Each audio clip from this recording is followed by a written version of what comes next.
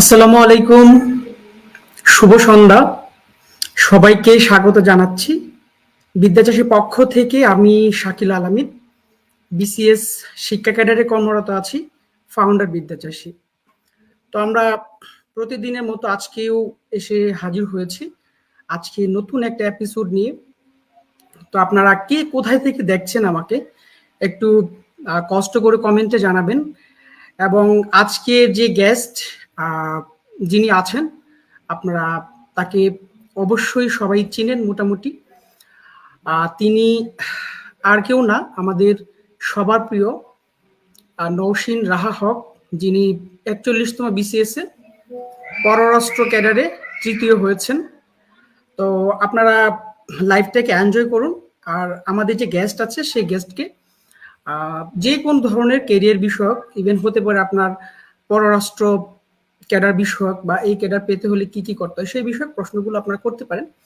তো আমাদের এই যে লাইভটা আছে, লাইভটা প্রতিদিন রাত 10টায় পুরো ফেব্রুয়ারি মাস চলবে। আমি জানি আপনারা অনেকেই আছেন, অপেক্ষা করে থাকেন কখন 10টা বাজবে এবং বিদ্যাচাষীর ক্যাডার্স যে লাইভ কেরিয়ার আড্ডাটা সেটা চলে আসবে। তো আমরা আর দেরি করছি না, সবাই একটু লাইভটা শেয়ার করে দিবেন। বেশি বেশি শেয়ার করলে আমাদের কথাগুলো বেশি বেশি মানুষের কাছে পৌঁছাবে। তো চলুন আমরা আমাদের গেস্টের কাছে চলে যাই। Let's go.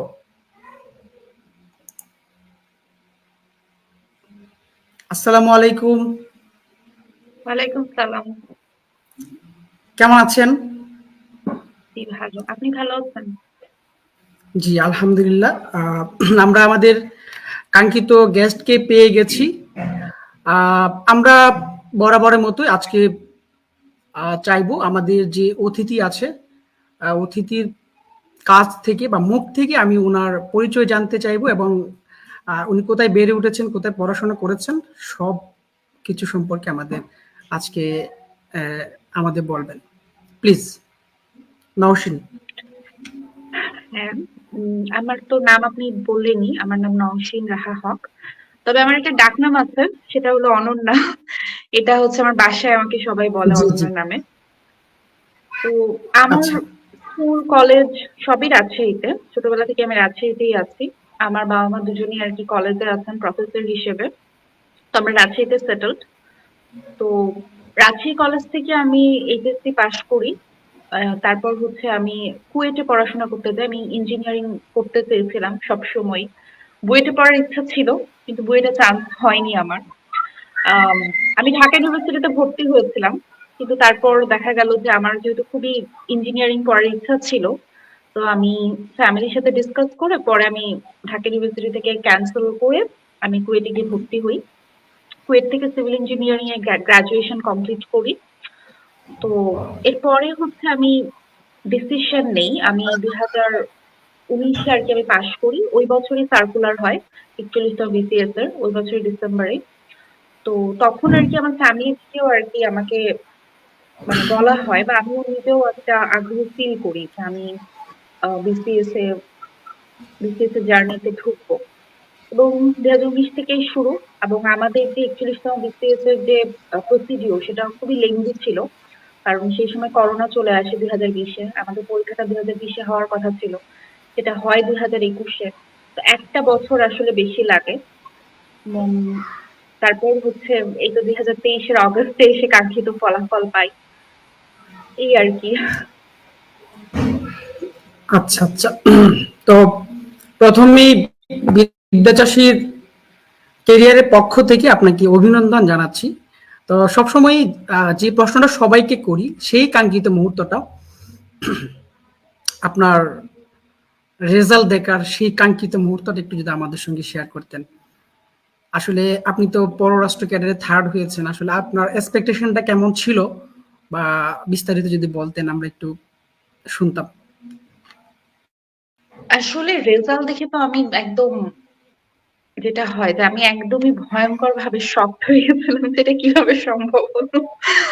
আমি আহ, আমি যখন পড়াশোনা শুরু করেছিলাম বিসিএস এর সময়, আমি ডিটারমাইন্ড ছিলাম যে আমি একটা প্লেস আর কি মানে নিব, যে করে হোক একটা ক্যাডার প্লেস আমি নিব।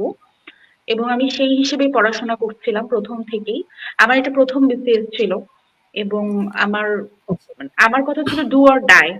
কারণ হচ্ছে যে আমি একজন মেয়ে হিসেবে ফ্যামিলি থেকেও একটা কিন্তু প্রেশার থাকে যে বয়স হয়ে যাচ্ছে বা দেখা যাবে যে অনেকবার যে আমি চেষ্টা করব, সেই চেষ্টা করার মতো মানসিক যে একটা শক্তি সেটা কিন্তু ফ্যামিলি থেকে খুব সহজে পাওয়া যায় না। দেখা গেল যে আমি প্রথমবার ফেইলিওর হলে দ্বিতীয়বারও যে খুব বেশি আমাকে সাপোর্ট দেওয়া সম্ভব হবে পরিবারের পক্ষ থেকে, তা কিন্তু হয় না। এবং তবে যদিও আমার পরিবার যথেষ্ট হেল্পফুল ছিল, কারণ আমার প্রথম বিয়ে ছিল আমার 4 বছর সময় লেগে গেছিল। তারপরেও তারা আমাকে 4 বছর সময় দিয়েছিলেন এবং সেই জন্য আমি গ্রেটফুল আমার বাবা মার কাছে। আর আমি যখন ভাইবা পর্যন্ত দেওয়া শেষ করলাম, প্রিলি পাস করলাম, রিটেনটা দিয়ে আমার খুব ভালো লেগেছিল, রিটেনটা ভালোই হয়েছিল। তো ভাইবা দেওয়ার পরে আমার কাছে মনে হচ্ছিল যে ভাইবাটা আমার মন মতো হয়নি, এবং আমার এক্সপেকটেশন ছিল যে আমি যে কোনো একটা ক্যাডার, এবং আমি খুবই এক্সপেকটেশন এটা রেখেছিলাম যে ফ্যামিলি প্ল্যান নিয়ে পরবর্তীতে তো অনেক পোস্ট বানানো হয়েছিল, প্রায় 169টা পোস্ট করে বানানো হয়েছিল। আমার আশা ছিল যে যেভাবেই হোক ফ্যামিলি প্ল্যানিংয়েও যদি একটা পোস্ট পাই তাহলেও অনেক। তো যখন রেজাল্ট বের হয় আমি প্রথমেই নন ক্যাডার লিস্টটা চেক করি। নন ক্যাডার লিস্টে আমি ভেবেছিলাম যে আগেই আমি নন ক্যাডার লিস্ট চেক করে দেখবো যে আসলে সেখানে যদি না থাকে আমার রোল তাহলে আমি ক্যাডার চেক করবো। তো নন ক্যাডার আচ্ছা। লিস্ট চেক করে দেখলাম যে সেখানে আমার রোল নাই। তো তখন আমি ভাবলাম যে ঠিক আছে ক্যাডারেই তাহলে আছে। যে ফ্যামিলি প্ল্যানিং চেক করলাম সেখানেও নাই। দিয়ে তারপর আমি একটু উপর থেকে আর কি চেক করতে করতে নামছিলাম, প্রশাসনে দেখলাম নাই। আমি ফরেনে চেক করার কথা ভাবিনি আসলে, কারণ আমার ফার্স্ট চয়েস ফরেন ছিল, কিন্তু আমি পুরো বিসিএস জার্নিতে আমার থিঙ্কিং ছিল যে আমি যদি খুব ভালো করি তাহলে প্রশাসনে 300 জনের মধ্যে 300তম হয়ে হলেও কোনো রকমে আসতে পারবো, এরকম আমি ভেবেছিলাম। এর চেয়ে উপরে আমি আচ্ছা। কখনো যাওয়ার কথা ভাবিনি। তো পরবর্তীতে আর কি চেক করতে করতে নিচে ফরেন আর কি আসে, পররাষ্ট্র যখন আসে মানে অভ্যাসবশত চেক করতে করতে দেখি যে 3 নাম্বারে আমার রোল, এবং আমার বিশ্বাসই হচ্ছিল না, আমি চিৎকার করে যে সেটা কি করে সম্ভব। এবং আসলে আমি আচ্ছা। খুবই অবাক হয়েছিলাম। আমি দৌড়ে গেছি আমার আম্মুর কাছে যে আম্মু আমি ছাড়া ঢুকছি পররাষ্ট্রতে। আম্মু চোখ গোল গোল করে তাকাচ্ছে আমার দিকে, কি করলাম। তো যাই হোক আসলে উম, খুবই ইমোশনাল একটা দিন ছিল, এবং এখনো মনে করলে অবাক লাগে যে কি করে এটা সম্ভব হলো, একদিনেই আসলে জীবনটা পাল্টে যাওয়া।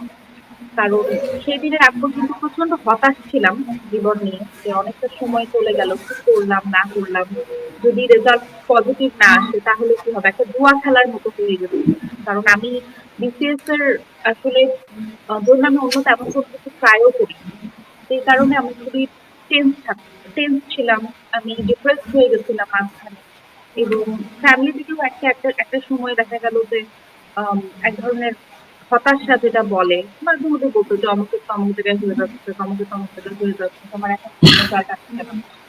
তো সব মিলিয়ে আমি খুব হতাশ ছিলাম, তবে একদিনই আসলে আমার মনে হচ্ছে হতাশাটা বেশি ছিল বলেই রেজাল্টটা পাওয়ার পরে আমি অনেক বেশি আর কি খুশি হলাম।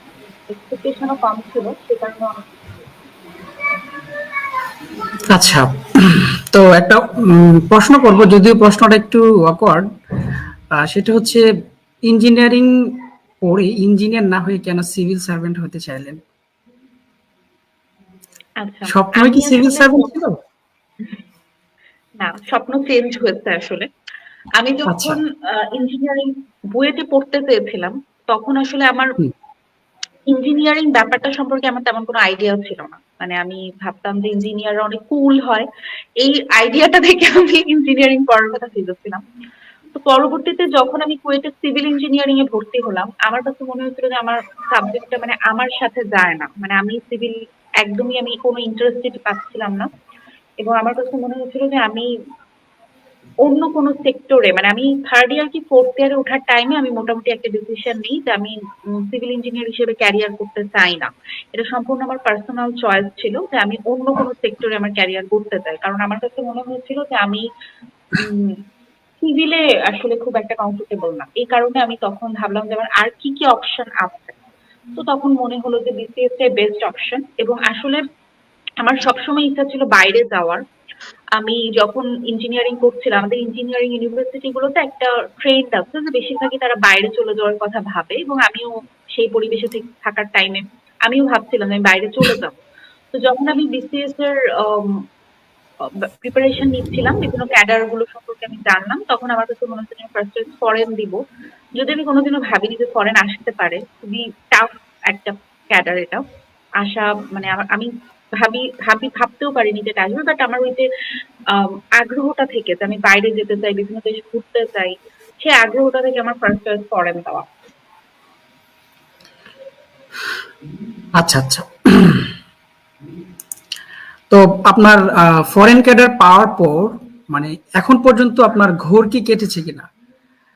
কারণ আসলে যারা স্বপ্নের ক্যাডারটা পেয়ে যায় বা ফার্স্ট চয়েস পেয়ে যায় তাদের আসলে ঘোর থাকে একটা যে আসলে কি সত্যি।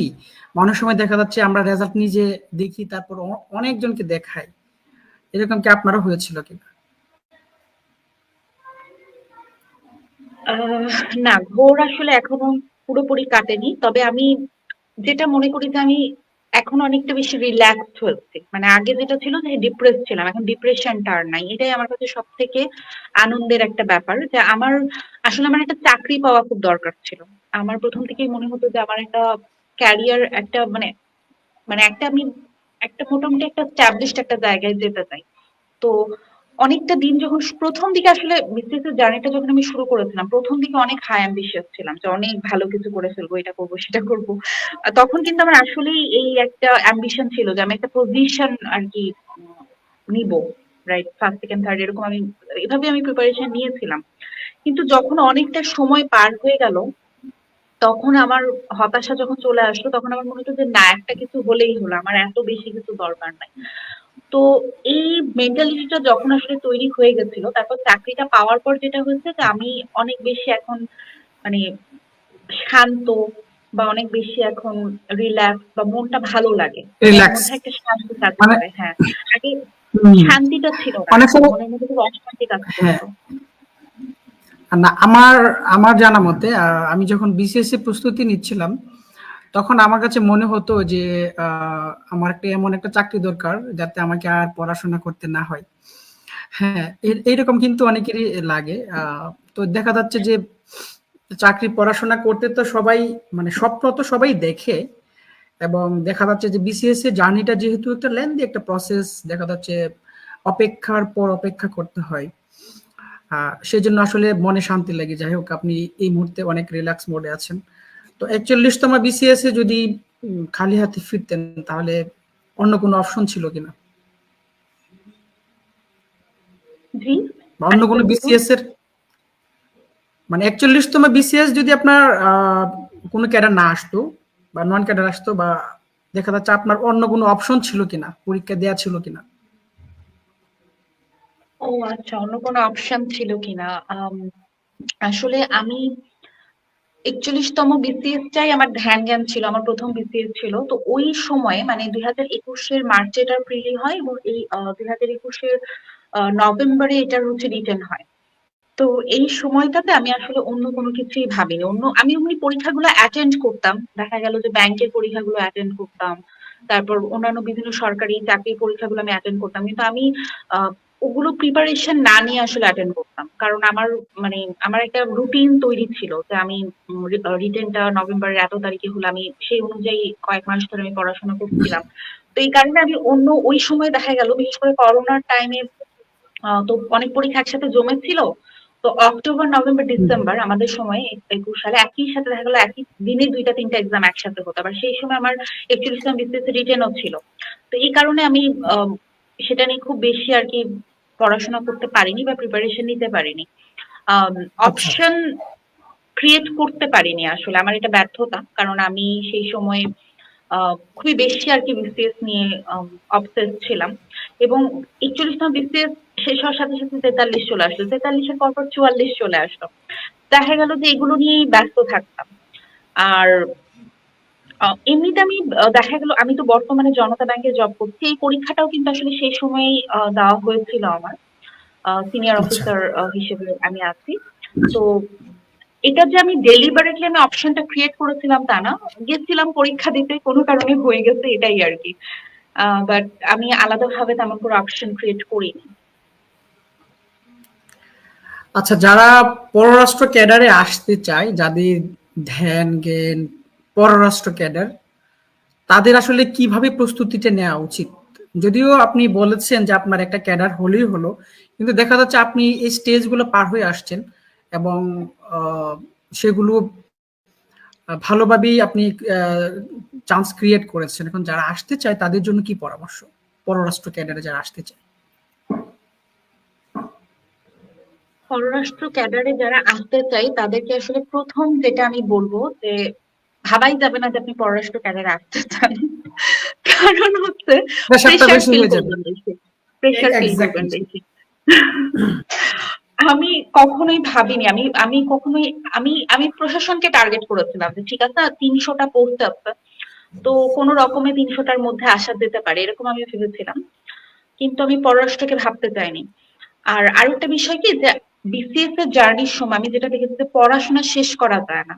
প্রিলির টাইমেও আমি দেখছি যে আমার অনেক পড়া বাকি ছিল, রিটেনের টাইমেও দেখেছি আমার অনেক পড়া বাকি ছিল। তো কেউ যদি ভাবে যে আমি একদম প্রথম দিকের থাকবো, টপ ক্যাডার পাবো, এবং তার পড়াশোনাটা যদি সামহাও কম হয়ে যায় বা পড়াশোনাটা কমপ্লিট না হয়, তখন দেখা যায় যে পরীক্ষার হলটাতে সে প্রেশার অনুভব করে। তার তো মানে টার্গেট অনেক হাই, কিন্তু তার প্রিপারেশন হয়তোবা সেই অনুযায়ী সে সবকিছু মানে কমপ্লিট করতে পারে, এবং এটা সবার সাথেই হয়। আমি মনে করি না এমন কোনো মানে আসলে ক্যান্ডিডেট আছে যারা একদম 100% সন্তুষ্টি নিয়ে পরীক্ষা হলে যেতে পারে, এত হিউজ পড়াশোনা যে আমার সব পড়া শেষ হয়ে গেছে বা খুব ভালো মতো আমি পড়েছি। তো যখন আপনি হাই টার্গেট করবেন তখন প্রেশারটা বেশি ফিল করবেন এবং পরীক্ষার হলে দেখা যাবে ভুল করবেন। কারণ পরীক্ষার হলে আপনার কাছে মনে হবে যে আমি তো এটা পারি না, এটা করতে পারি না, মানে আপনার কাছে মনে হবে যে আমি আমার আরো বেশি প্রিপারেশন নেওয়া উচিত ছিল। তো আমি এরকম ভাবিনি, আমার যেহেতু ভেবেছিলাম যে আমার একটা ক্যাডার পেলেই হবে, ৬০০ জনের মধ্যে আসলেই হবে। তো এই কারণে আমি ভেবেছিলাম যে আমার প্রিপারেশনও যে একদম খুব টপ নচ হতে হবে ব্যাপারটা তা না, আমার প্রিপারেশনটা হতে হবে স্ট্র্যাটেজিক। প্রিপারেশনটা এমন ভাবে নিব যাতে হচ্ছে ইম্পর্টেন্ট যে টপিক গুলো সেগুলোতে আমি বেশি ফোকাস করব, যেগুলো একটু কম ইম্পর্টেন্ট সেগুলোতে আমি কম ফোকাস দিব। তো এইভাবে যখন আমি কারণ হচ্ছে যে আমার তো আর প্রথম দিকে আসা লাগবে না, আমার একটা ক্যাডার হলেই হবে, এইরকম করে আমি প্রেশার অনেক কম নিয়েছি, প্রেশারটা রিলিজ করেছি, এবং এটাই দেখা যাচ্ছে সামহাও আমার জন্য ওয়ার্ক করেছে, খুবই ভালোভাবে ওয়ার্ক করেছে। কারণ এটাতে আমি যখন প্রেশারটা ফিল করেছি কম, তখন আমি কিন্তু পরীক্ষার হলে কিন্তু আমি অনেক বেশি রিল্যাক্স ছিলাম, বা আমি পরীক্ষার হলে আমার ব্রেনটাকে ভালো মতো কাজে লাগাতে পেরেছি যে আমি কিভাবে কিভাবে স্ট্র্যাটেজিক ওয়েতে ভালো মতো আর কি সবকিছু লিখে আসতে পারবো। এটা আমি মানে আমি ফিল করেছিলাম, কারণ দেখা গেছে যে অনেক কোশ্চেন কমন কিন্তু আসেন, তাই না? তো কারো যদি প্রেশারটা হাই থাকে তখন কোশ্চেন যদি কমন না আসে সে কিন্তু মানে মাথাটা নষ্ট হয়ে যেতে পারে। আমার ক্ষেত্রে যেটা হয়েছিল, যেগুলো কোশ্চেন আমার কমন এসেছিল না সেগুলো আমি একটু পরে লিখেছিলাম, যা আনকমন আমি এগুলো একটু শেষের দিকে লিখবো, এবং এগুলোতেও যতটুকু পারি যা আইডিয়া আছে সেটা লিখবো, যেগুলো একটু ভালো পারি সেগুলো প্রথম দিকে লিখবো। তাহলে এরকম হবে যে আমার আম, আম, হয়তো বা একদম হায়েস্ট পাবো না, কিন্তু ভালো একটা মার্কস আমি তুলতে পারবো। সবই তো আমাকে একদম হায়েস্ট মার্কস তুলতে হবে না। তো আমার কাছে মনে হয় যে প্রেশারটা রিলিজ করা খুব জরুরি। আর দ্বিতীয় কথা হচ্ছে যে পররাষ্ট্র ক্যাডার পেতে হলে অবশ্যই বেশি মার্কস তুলতে হবে। তো এক্ষেত্রে ইংলিশ, ম্যাথ, সায়েন্স, তারপর হচ্ছে আম, আম, আমি আমি যখন বাংলাকেও টার্গেট করেছিলাম, ইন্টারন্যাশনাল মানে যে সাবজেক্ট গুলোতে ভালো মতো মার্কস বেশি তোলা সম্ভব, বিশেষ করে ইংলিশ, ম্যাথ, সায়েন্স এবং ইন্টারন্যাশনাল, এগুলোতে আমি মনে করি যে কম লিখলেও বা এক্সাক্ট লিখলেই হয়, এত বেশি আহামরি যে একদম বেশি লিখতে হয় ব্যাপারটা তা না। তো এবং এগুলোতে মার্কস তো বেশি রয়েছে। বাংলাদেশ বিষয়গুলো বাংলাতে ২০০ ২০০ দুটা সাবজেক্ট, এখানেও মার্কস ওঠানোটা টাফ। এটাতে কিন্তু আপনি যতই বেশি লিখেন দেখা যাবে যে খুব বেশি হলে ১২০ ৩০ এটার উপরে উঠবে না, ১৩০ ৪০ এর উপর উঠানো খুবই টাফ। কিন্তু আপনি যদি সায়েন্সটা খুব ভালো মতো লিখতে পারেন তাহলে কিন্তু ইজিলি ৯০ ৯৫ আপনি তুলতে পারবেন, এক্স্যাক্টলি যদি আপনি লিখেন, বা আপনি যদি ম্যাথসটা এক্স্যাক্টলি লিখেন আপনি ১০০-১০০ও তুলতে পারবেন। তো এই ক্ষেত্রে যখন আপনার উচিত যে সাবজেক্ট গুলোতে মানে ম্যাথের মতো কনক্রিট নাম্বার। এক্সাক্ট অ্যান্সার হ্যাঁ, কনক্রিট নাম্বার সেই সাবজেক্ট গুলোতে বেশি ফোকাস দেওয়া, এবং যেগুলোতে হচ্ছে কনক্রিট নাম্বার না, যেগুলোতে আসলে খুব বেশি মার্কস তোলা যায় না, আমি মনে করি বাংলাদেশ বিষয়গুলো এবং বাংলাতে খুব বেশি মার্কস তোলা যায় না, সেক্ষেত্রে একটু স্ট্র্যাটেজিক হওয়া। যেমন আমি যখন বাংলা পরীক্ষাটা দিয়েছিলাম বা বাংলার ক্ষেত্রে আমি যেটা করেছিলাম যে আমি কিছু অনেক বেশি উক্তি আর কি দেওয়ার চেষ্টা করেছিলাম, কোট দেওয়ার ট্রাই করেছিলাম। আমার এমন না যে আমার সাহিত্যের প্রশ্ন অনেকে দেখা যায় 3 মার্কসের একটা প্রশ্ন 2-3 পেজ লিখতে, আমার কিন্তু 3 মার্কসের একটা প্রশ্ন 1 পেজই ছিল, কিন্তু আমি ওই 1 পেজেই চেষ্টা করেছিলাম একটু সাহিত্যিক ভাষা ব্যবহার করার বা একটু কোট ব্যবহার করার। তারপর হচ্ছে আমি যখন ডায়লগ লিখেছিলাম, সংলাপের যেটা ছিল যে সংলাপে আমার একটু ভিন্নতা ছিল, আমার সংলাপের যে কথাগুলো ছিল বা সংলাপের শুরুতে আমার ছিল যে সংলাপের স্থান, সংলাপের সময়, মানে একটা ভিন্নতা আনার চেষ্টা, যে পুরো খাতাটা পড়ে যেন মনে হয় যে আমি একটু ভিন্ন কিছু ট্রাই করেছি। বা আমার গ্রন্থ সমালোচনার সময় আমি হচ্ছে প্রথম পেজে একটা ছকের মতো করেছিলাম যে বই বই বইয়ের লেখককে, মানে আমরা লিখি এটা সবাই লিখছে, বাট আমি একটু ভিন্নভাবে লেখার চেষ্টা করেছিলাম যাতে একটু চোখে পড়ে। তারপর মূল ভাবটা আমি 1 লাইনে একটু লেখার চেষ্টা করেছিলাম, গ্রন্থ সমালোচনার যে মূল ভাবটা একটা কোলনে পাশে 1 লাইনে লিখেছিলাম, এটা প্রকাশের তারিখ বা হচ্ছে চরিত্রগুলো কে কে, এরকম করে সংক্ষেপে লিখেছিলাম। মানে একটু যেই টপ সাবজেক্ট গুলোতে মার্কস তোলাটা টাফ সেখানে একটু ইউনিকনেস আনতে হবে।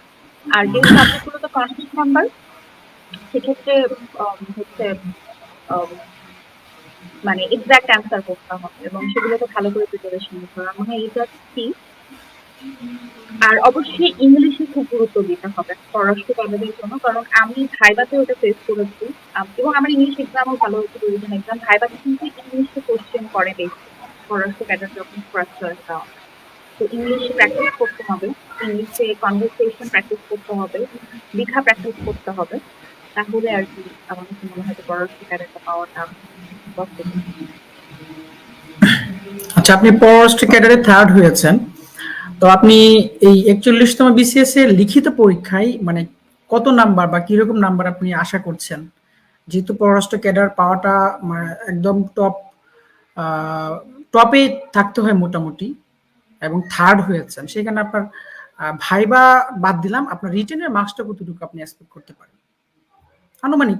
কারণ আমরা তো এক্সাক্ট বলতে পারবো না। আমি আসলে মনে করি যে আমার 590 থেকে 600-র মধ্যে মার্ক ছিল। Wow, great!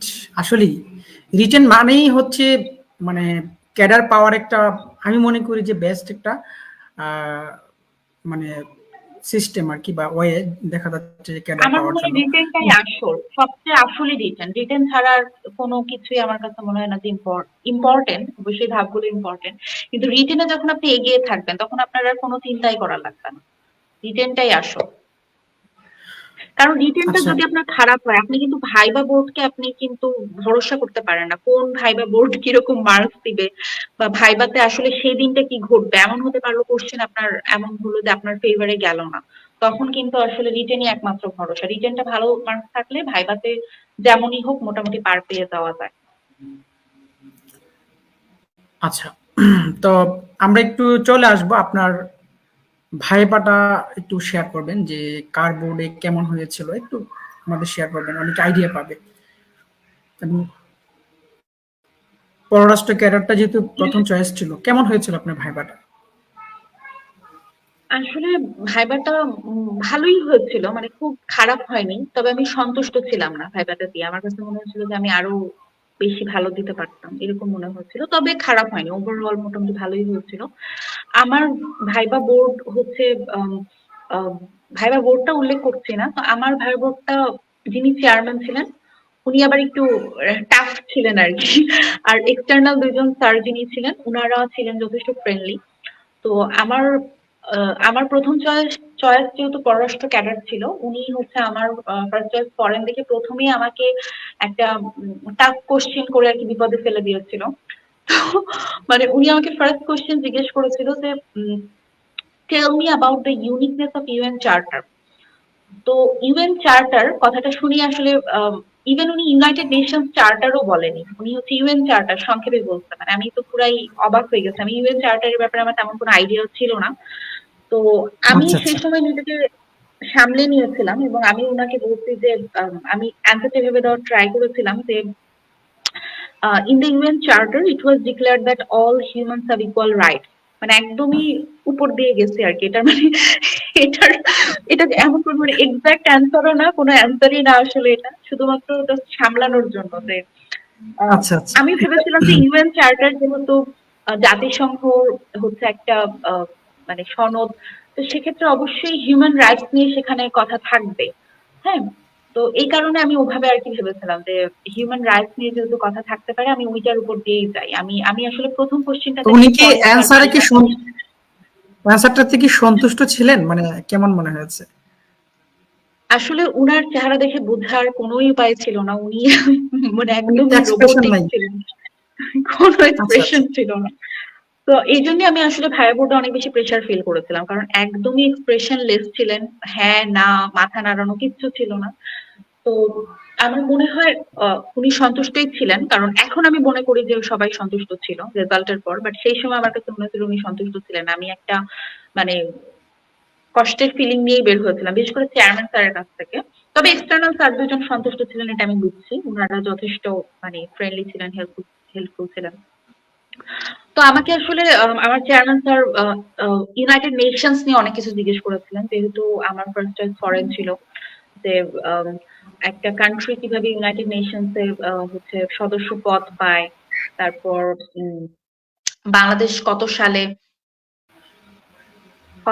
বাংলাদেশ সদস্য পদ পায়, কততম হচ্ছে মেম্বার বাংলাদেশ ইউনাইটেড নেশনস এর, তারপর হচ্ছে আম, আর কিছু জানি জিজ্ঞেস করলো, মানে আসলে অনেকদিন হয়ে গেছে তো। তবে আমার ভাবের অভিজ্ঞতা লেখা আছে, আমি ওখান থেকে আসলে দেখতে বলতে পারবো। এক মিনিট, হ্যাঁ। আচ্ছা আচ্ছা।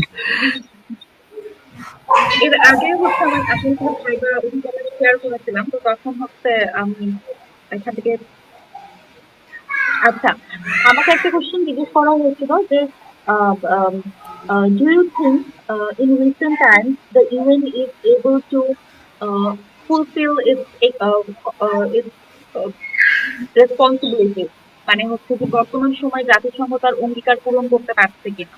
এই যে আমি বলছিলাম না যে অধিকারের কথা বলা হয়েছে, হিউম্যান রাইটস এর কথা বলা হয়েছে, এটা যখন আমি বলছিলাম, তো এই টাইপের একটা কোশ্চেন করেছিলেন উনি আমাকে। তো আই অ্যান্সার যে no sir, in recent times the UN is not able to do that because of the influence of the powerful nations. এভাবে আর কি আমি অ্যান্সার গুলো করার চেষ্টা করেছিলাম। আমি আপনার হচ্ছে ভাইবাটা কত মিনিট হয়েছিল? কত মিনিট ছিল ভাইবাটা? 25-26 মিনিটের মতো হয়েছিল। ওয়াও, অনেক কম রেখেছে। এছাড়া ভিন্ন তাই কিছু আরো জিজ্ঞেস বেশি করেছেন? রাখে, আরো বেশি রাখে।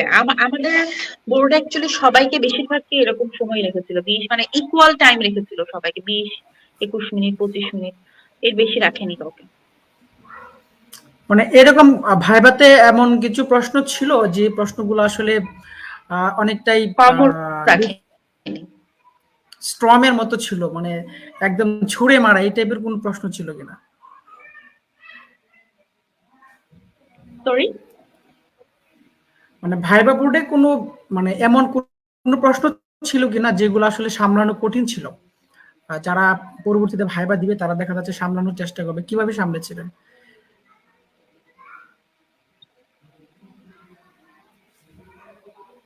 বুঝতে পেরেছি। হ্যাঁ, ভাইয়া বোর্ডে একটা কোশ্চেন একজন এক্সটার্নাল স্যার আমাকে করেছিলেন যে আহ, অবশ্যই এটা খুব কঠিন ছিল কিনা আমি জানি না, বাট আমার কাছে মনে হচ্ছিল যে এটা সেই সময়ের জন্য কঠিনই ছিল। উনি জিজ্ঞেস করেছিলেন যে বাংলাদেশে আসলে বাংলাদেশকে বর্তমানে রাশিয়া এবং ইউক্রেন যে ওয়ার, সেক্ষেত্রে কোন পক্ষ অবলম্বন করা উচিত, যাতে রাশিয়াও হচ্ছে বাংলাদেশের সাথে একটা সুসম্পর্ক থাকে এবং ইউএসএও যাতে হচ্ছে মানে বাংলাদেশের প্রতি বিরাগভাজন না হয়, তো এক্ষেত্রে কি করা উচিত, এরকম একটা প্রশ্ন ছিল। আচ্ছা, এই ক্ষেত্রে মানে কি ভূমিকা পালন করা উচিত, আপনি কি বলেছিলেন? বাংলাদেশ তো আচ্ছা। একটা বন্ধু, মানে সবসময় তাদের যে রাষ্ট্রীয় যে একটা পররাষ্ট্র নীতিটা যে friendship to all manage two নান একটা কথা আছে, হুম। এটা দিয়ে কিন্তু Right. একটা কথা আছে এখন, কিভাবে সামলে নিয়েছিলেন? মানে এইভাবেই বলেছিলেন যে ফ্রেন্ডলি থাকার জন্য, নাকি অন্য কোনো উত্তর দিয়েছিলেন? প্রশ্নটা কিন্তু প্রাসঙ্গিক একেবারেই। সামনে কিন্তু হুম অনেক হুম বর্তমানে অনেক যুদ্ধ চলছে। কার পক্ষে নেওয়া উচিত? ঠিক আছে? Right right.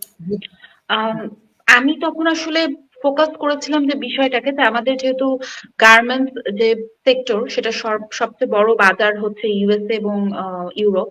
তো আমাদের এমন কোনো কাজই করা উচিত না যাতে ইউএসএ হচ্ছে আমাদের হচ্ছে বিরুদ্ধে আর কি কোনো অ্যাকশন নেয় বা আমাদের উপর রেগে যায়। তো সেক্ষেত্রে আমি বলেছিলাম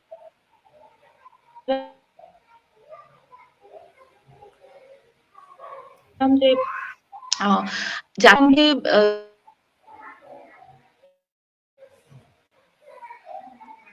রাশিয়া কথা রিলেটেড শোনা কোনো। যাচ্ছে না। হ্যালো, নেটওয়ার্কে একটু সমস্যা হচ্ছে মনে হচ্ছে। কথা শোনা যায় না? হ্যাঁ, মাঝে মধ্যে আটকে আসছে আপনার কথা। আচ্ছা যাক, কন্টিনিউ করেন। আচ্ছা হ্যাঁ, শোনা যাচ্ছে এখন। আচ্ছা, তো আমি অ্যান্সারটা দিয়েছিলাম যে আমাদের এমন কোনো কাজই করা উচিত না যাতে আমাদের গার্মেন্ট সেক্টর বা আমাদের এক্সপোর্ট যে সেক্টরটা সেটা ক্ষতিগ্রস্ত হয়। এবং এই কারণে জাতিসংঘে যখনই রাশিয়া ইউক্রেন রিলেটেড কোনো টপিক উঠবে, আবার আবার আবার আমাদের দেশে রাশিয়ার ইনভেস্টমেন্টও আছে, রূপপুর পারমাণবিক প্ল্যান্ট এগুলোর ইনভেস্টমেন্ট আছে। তো আমাদের উচিত এমন কিছু করা যাতে আমরা আমরা যেমন যদি জাতিসংঘে কোনো এরকম প্রস্তাব উঠে আমাদের উচিত ভোটদানে বিরত থাকা, মানে মানে নিরপেক্ষ নিউট্রাল নিউট্রাল, অবস্থান অবলম্বন করা। নিউট্রাল থাকা, হ্যাঁ। আচ্ছা, আপনার ভাইবাটা ভাইবা অভিজ্ঞতা থেকে এখন বিদায় নিচ্ছি। এখন আমরা প্রশ্ন করব যে আসলে ইংরেজিতে কিভাবে কত সময়ের মধ্যে পূর্ণ দক্ষতা অর্জন করা সম্ভব, বা আপনার পরামর্শ কি ইংরেজিতে? কারণ ইংরেজি কিন্তু রিটেনের জন্য একটা আতঙ্ক, মহা আতঙ্ক। ইংরেজিতে দক্ষতা আসলে একদিনে পসিবল করা সম্ভব না, এটা এটা অবশ্য অনেক সময় সাপেক্ষ একটা ব্যাপার। আমি নিজে এটা আসলে মানুষ বললে হতাশ ফিল করবে, কিন্তু আমার মনে হয় যে এটা একদিন দুই দিনের ব্যাপার না, এটা অনেক দিনের একটা সাধনার একটা ব্যাপার। এবং এইটা মানুষকে এটা একসেপ্ট করে নিতে হবে, যারাই ক্যান্ডিডেট আছেন তারা তাদেরকে এটা একসেপ্ট করে নিতে হবে যে আমার ইংলিশে আসলেই সময় লাগে দক্ষতা অর্জন করতে। এটা যদি একসেপ্ট না করেন, ভাবেন যে আমি কোনো শর্টকাট ওয়ে অবলম্বন করব, তাহলে দেখা যাবে আরো বিপদে পড়বেন। তো first of all you have to accept যে ইংলিশে দক্ষতা অর্জন সহজ ব্যাপার না, সময় সাপেক্ষ ব্যাপার। এবং secondly, if you are weak then you should focus on other subject. ইংলিশটাতে মোটামুটি একটা অ্যাভারেজ অ্যাবভ অ্যাভারেজ একটা মার্কস আমি ক্যারি করব, এবং অন্যান্য সাবজেক্টে যেন আমি এটা কভার দিতে পারি। এটা হচ্ছে যদি কেউ কারো খুব বেশি দুর্বলতা থাকে, কারণ রাতারাতি এটা পসিবল না দক্ষতা অর্জন করা। এবং ইংলিশে দক্ষতা অর্জন করতে হলে প্রথমেই যেটা আমাদের অনেকেরই সমস্যা, আমরা এটা হচ্ছে আগে এটা আগেই করে আসা উচিত ছিল, ইন্টার লেভেল পর্যন্ত এটা করে আসা উচিত ছিল। সেটা হচ্ছে গ্রামাটিক্যাল যে এলিমেন্টস গুলো, গ্রামাটিক্যাল যে রুলস গুলো, সেটা এখন এসে পড়ার কোনো মানেই হয় না। এটা আগে পড়ে আসা উচিত ছিল, আগেই গ্রামাটিক্যাল দক্ষতাটা হচ্ছে অর্জন করা উচিত ছিল। এবং পরবর্তীতে যেটা করতে হয় যে ল্যাঙ্গুয়েজটা লার্ন করা। আমরা যেমন বাংলা বলার সময় আমরা কিন্তু বা বাংলা লেখার সময় আমাদের কিন্তু গ্রামার চিন্তা করতে হয় না, ঠিক তেমনি ইংলিশের ক্ষেত্রেও এমন একটা দক্ষতা অর্জন করা উচিত যে ক্ষেত্রে আমাদের গ্রামারের কথাটা চিন্তা করতে হবে না। একটা টপিকে আমি যখন লিখবো তখন স্পন্টেনিয়াসলি আমরা লিখতে পারবো, যেটা আমরা বাংলার ক্ষেত্রে করতে পারি। তো এক্ষেত্রে আমি মনে করি যে যদি কারো মোটামুটি মোটামুটি একটা দক্ষতা থাকে যে হ্যাঁ সে লিখতে পারে, মোটামুটি সাবজেক্ট ভার্ব অবজেক্ট নিয়ে একটা সেন্টেন্স সে গঠন করতে পারে, এবং সে আম, অত বেশি স্পেলিং মিস্টেক হয় না, অত বেশি গ্রামাটিক্যাল মিস্টেক হয় না, এরকম যদি স্টেজে কেউ থাকে যে সে মোটামুটি লিখতে পারে, খুব খুব হয়তোবা আম, খারাপও হয় না, খুব ভালো হয় না, অ্যাভারেজ টাইপের লিখতে পারে, তাহলে যে খুব বেশি সময় লাগবে তা না। সে যদি 4-5 মাস বা 6 মাস রেগুলারলি ইংলিশের মধ্যে ডুবে যেতে পারে, ইংলিশ নিউজ পেপার পড়ে, ইংলিশ ভিডিও দেখে, বা ইংলিশ বই পড়ে, এরকম করে এবং লেখার চেষ্টা করতে থাকে, অর্থাৎ দেখা, শোনা, বলা এবং পড়া, এই 4টা প্রসিডিউরের মধ্যে দিয়ে যদি টানা 6 মাসের মধ্যে সে থাকতে পারে, তাহলে কিন্তু আমার কাছে মনে হয় যে সে অ্যাবভ অ্যাভারেজ বা মোটামুটি ভালো একটা মার্কস তোলার দক্ষতা অর্জন করতেই পারে। এটা খুব একটা টাফ ব্যাপার হবে না, কিন্তু রেগুলারিটি মেনটেন করতে হবে।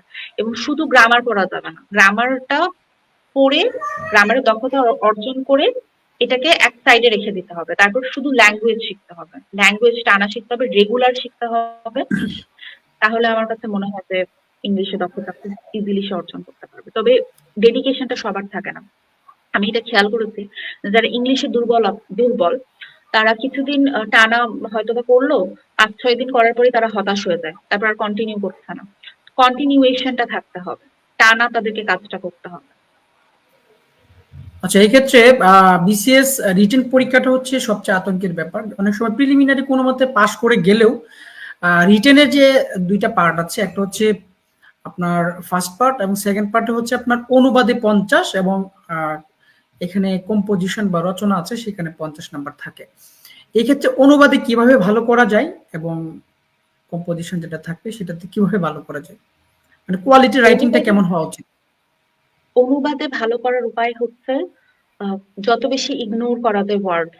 মানে অনেক সময় দেখা যায় যে কিছু কিছু ওয়ার্ড থাকে যেটার মিনিং আমরা জানি না, তাই না? কিন্তু সেন্টেন্সটা কিন্তু পড়ে ওভারঅল আমরা বুঝতে পারি যে আসলে কি বুঝাচ্ছে, কথাটাতে কি বুঝাচ্ছে, সেন্টেন্সটাতে কি বুঝাচ্ছে। তো আমি যেটা করতাম, ইভেন আমি যদি কোনো একটা ওয়ার্ড নাও বুঝতাম, আমি ওই সেন্টেন্সটা পড়ে যেই ভাবটা আমি বুঝছি সেটা নিজের ভাষায় লিখতাম। সেই ওয়ার্ডটা হয়তো আমি ইগনোরই করলাম, অ্যাভয়েডই করলাম, সেই ওয়ার্ডটার মিনিং আমি জানি না।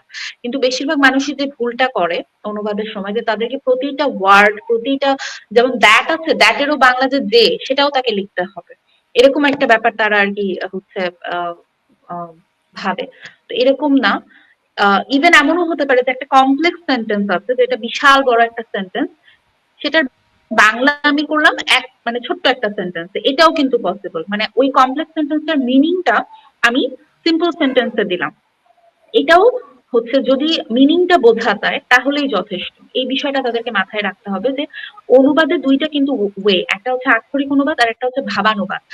আক্ষরিক অনুবাদ যদি একদম যতই পারফেক্ট হোক না কেন, পড়তে ভালো লাগে না, এবং টিচারও এটা পড়ে সন্তুষ্ট হবে না যে ঠিক আছে সে সবগুলো ওয়ার্ডের মিনিং সে করেছে, সেন্টেন্সের প্রতিটা হচ্ছে মানে মানে বাংলা সব। থেকে ইংরেজি যেটা আক্ষরিক অনুবাদ রাইট। বাংলা থেকে ইংরেজি। হ্যাঁ, হ্যাঁ। না না না, English to Bangla, Bangla to English, দেখো যে কোনো ক্ষেত্রেই যখন কেউ আক্ষরিক অনুবাদ করে, সেটা যতই পারফেক্ট হোক না কেন, সেটা শুনতেও ভালো লাগে না, পড়তেও ভালো লাগে না। কিন্তু যখন সে ভাবানুবাদ করে, তখন কিন্তু লেখাটার মধ্যেই বা জিনিসটার মধ্যে একটা সৌন্দর্য চলে আসে। এবং ভাবানুবাদ ইজি, এবং ভাবানুবাদ হচ্ছে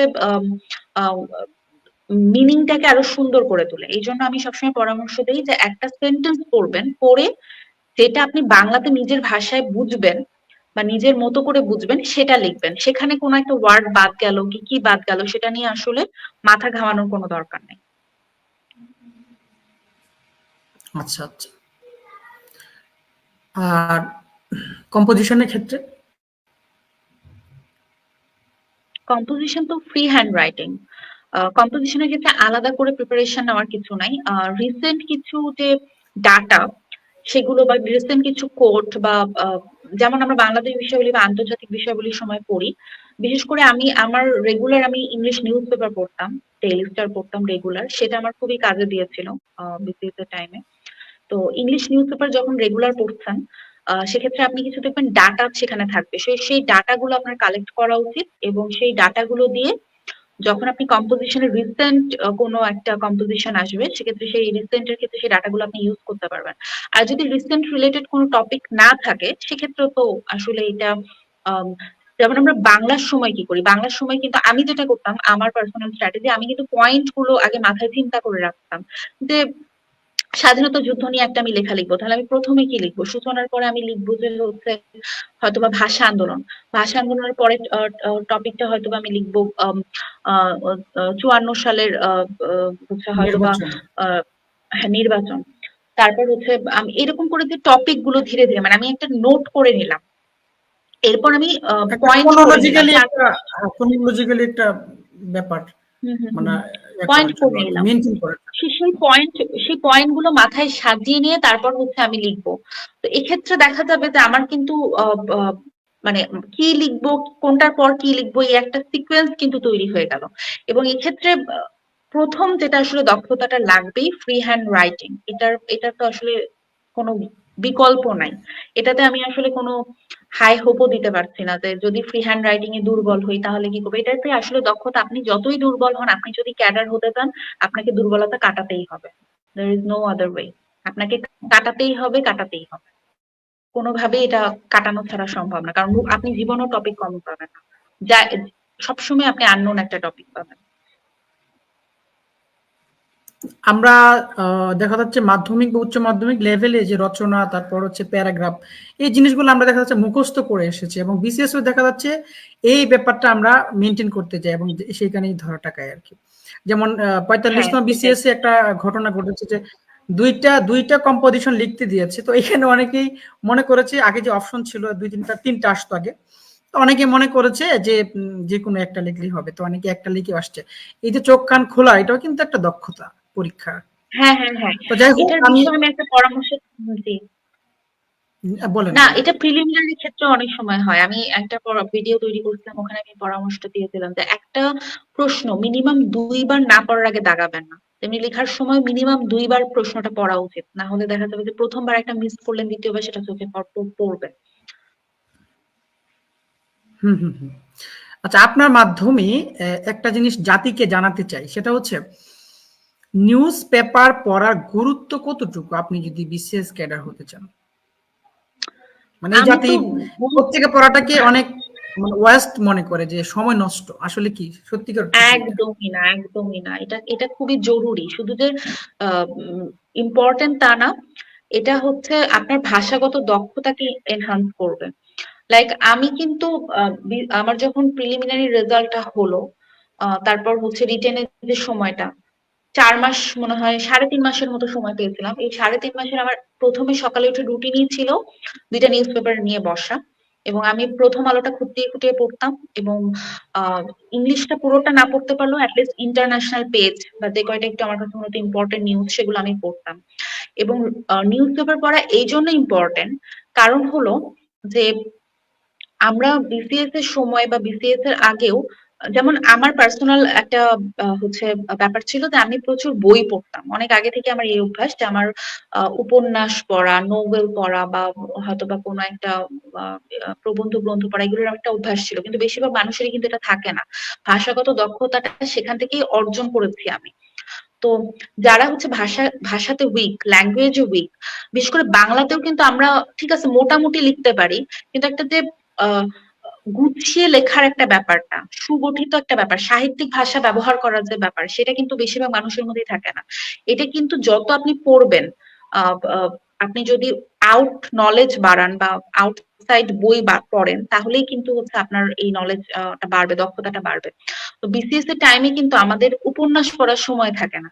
এখন আমি যদি সেই সময় বসে বসে চোখের বালি পড়ি, তাহলে কিন্তু পসিবল না। তো সেক্ষেত্রে নিউজ পেপার পড়াটা খুবই কাজে দেয়, কারণ নিউজ পেপারে কিন্তু গুছানো লেখা থাকে। এটা হচ্ছে আপনার ব্রেনে হচ্ছে ওই একটা ফরম্যাটটা তৈরি করে দেয় যে কিভাবে গুছিয়ে লেখাটা পসিবল। এবং যখন হচ্ছে ইংলিশ নিউজ পেপার পড়বেন, তখন হচ্ছে দেখা যাবে যে আপনার সেই ফরম্যাটটা অটো স্পন্টেনিয়াসলি আপনার মধ্যে আর কি তৈরি হবে, যে আচ্ছা এইভাবে লিখতে হয়, গুছিয়ে এইভাবে লিখতে হয়, বা রিপোর্ট কিভাবে করতে হয়।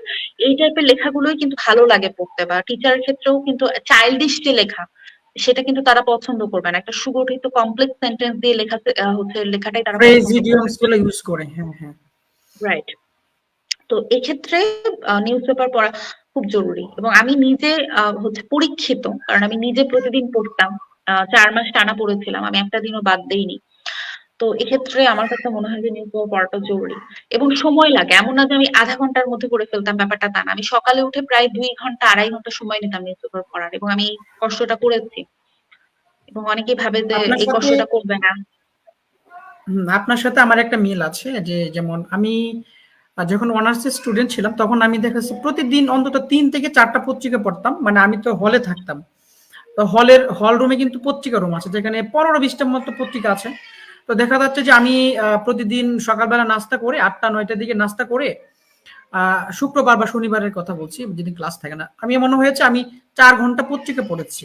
আর সকালবেলা পত্রিকাটা একটু দেখে তারপর বিকালবেলা আমি সারাদিন পত্রিকায় পড়েছি। এই আমার একটা অভ্যাস ছিল, এবং এই অভ্যাসটা আমাকে কিন্তু অনেক ইয়া করেছে, মানে উপকার করেছে।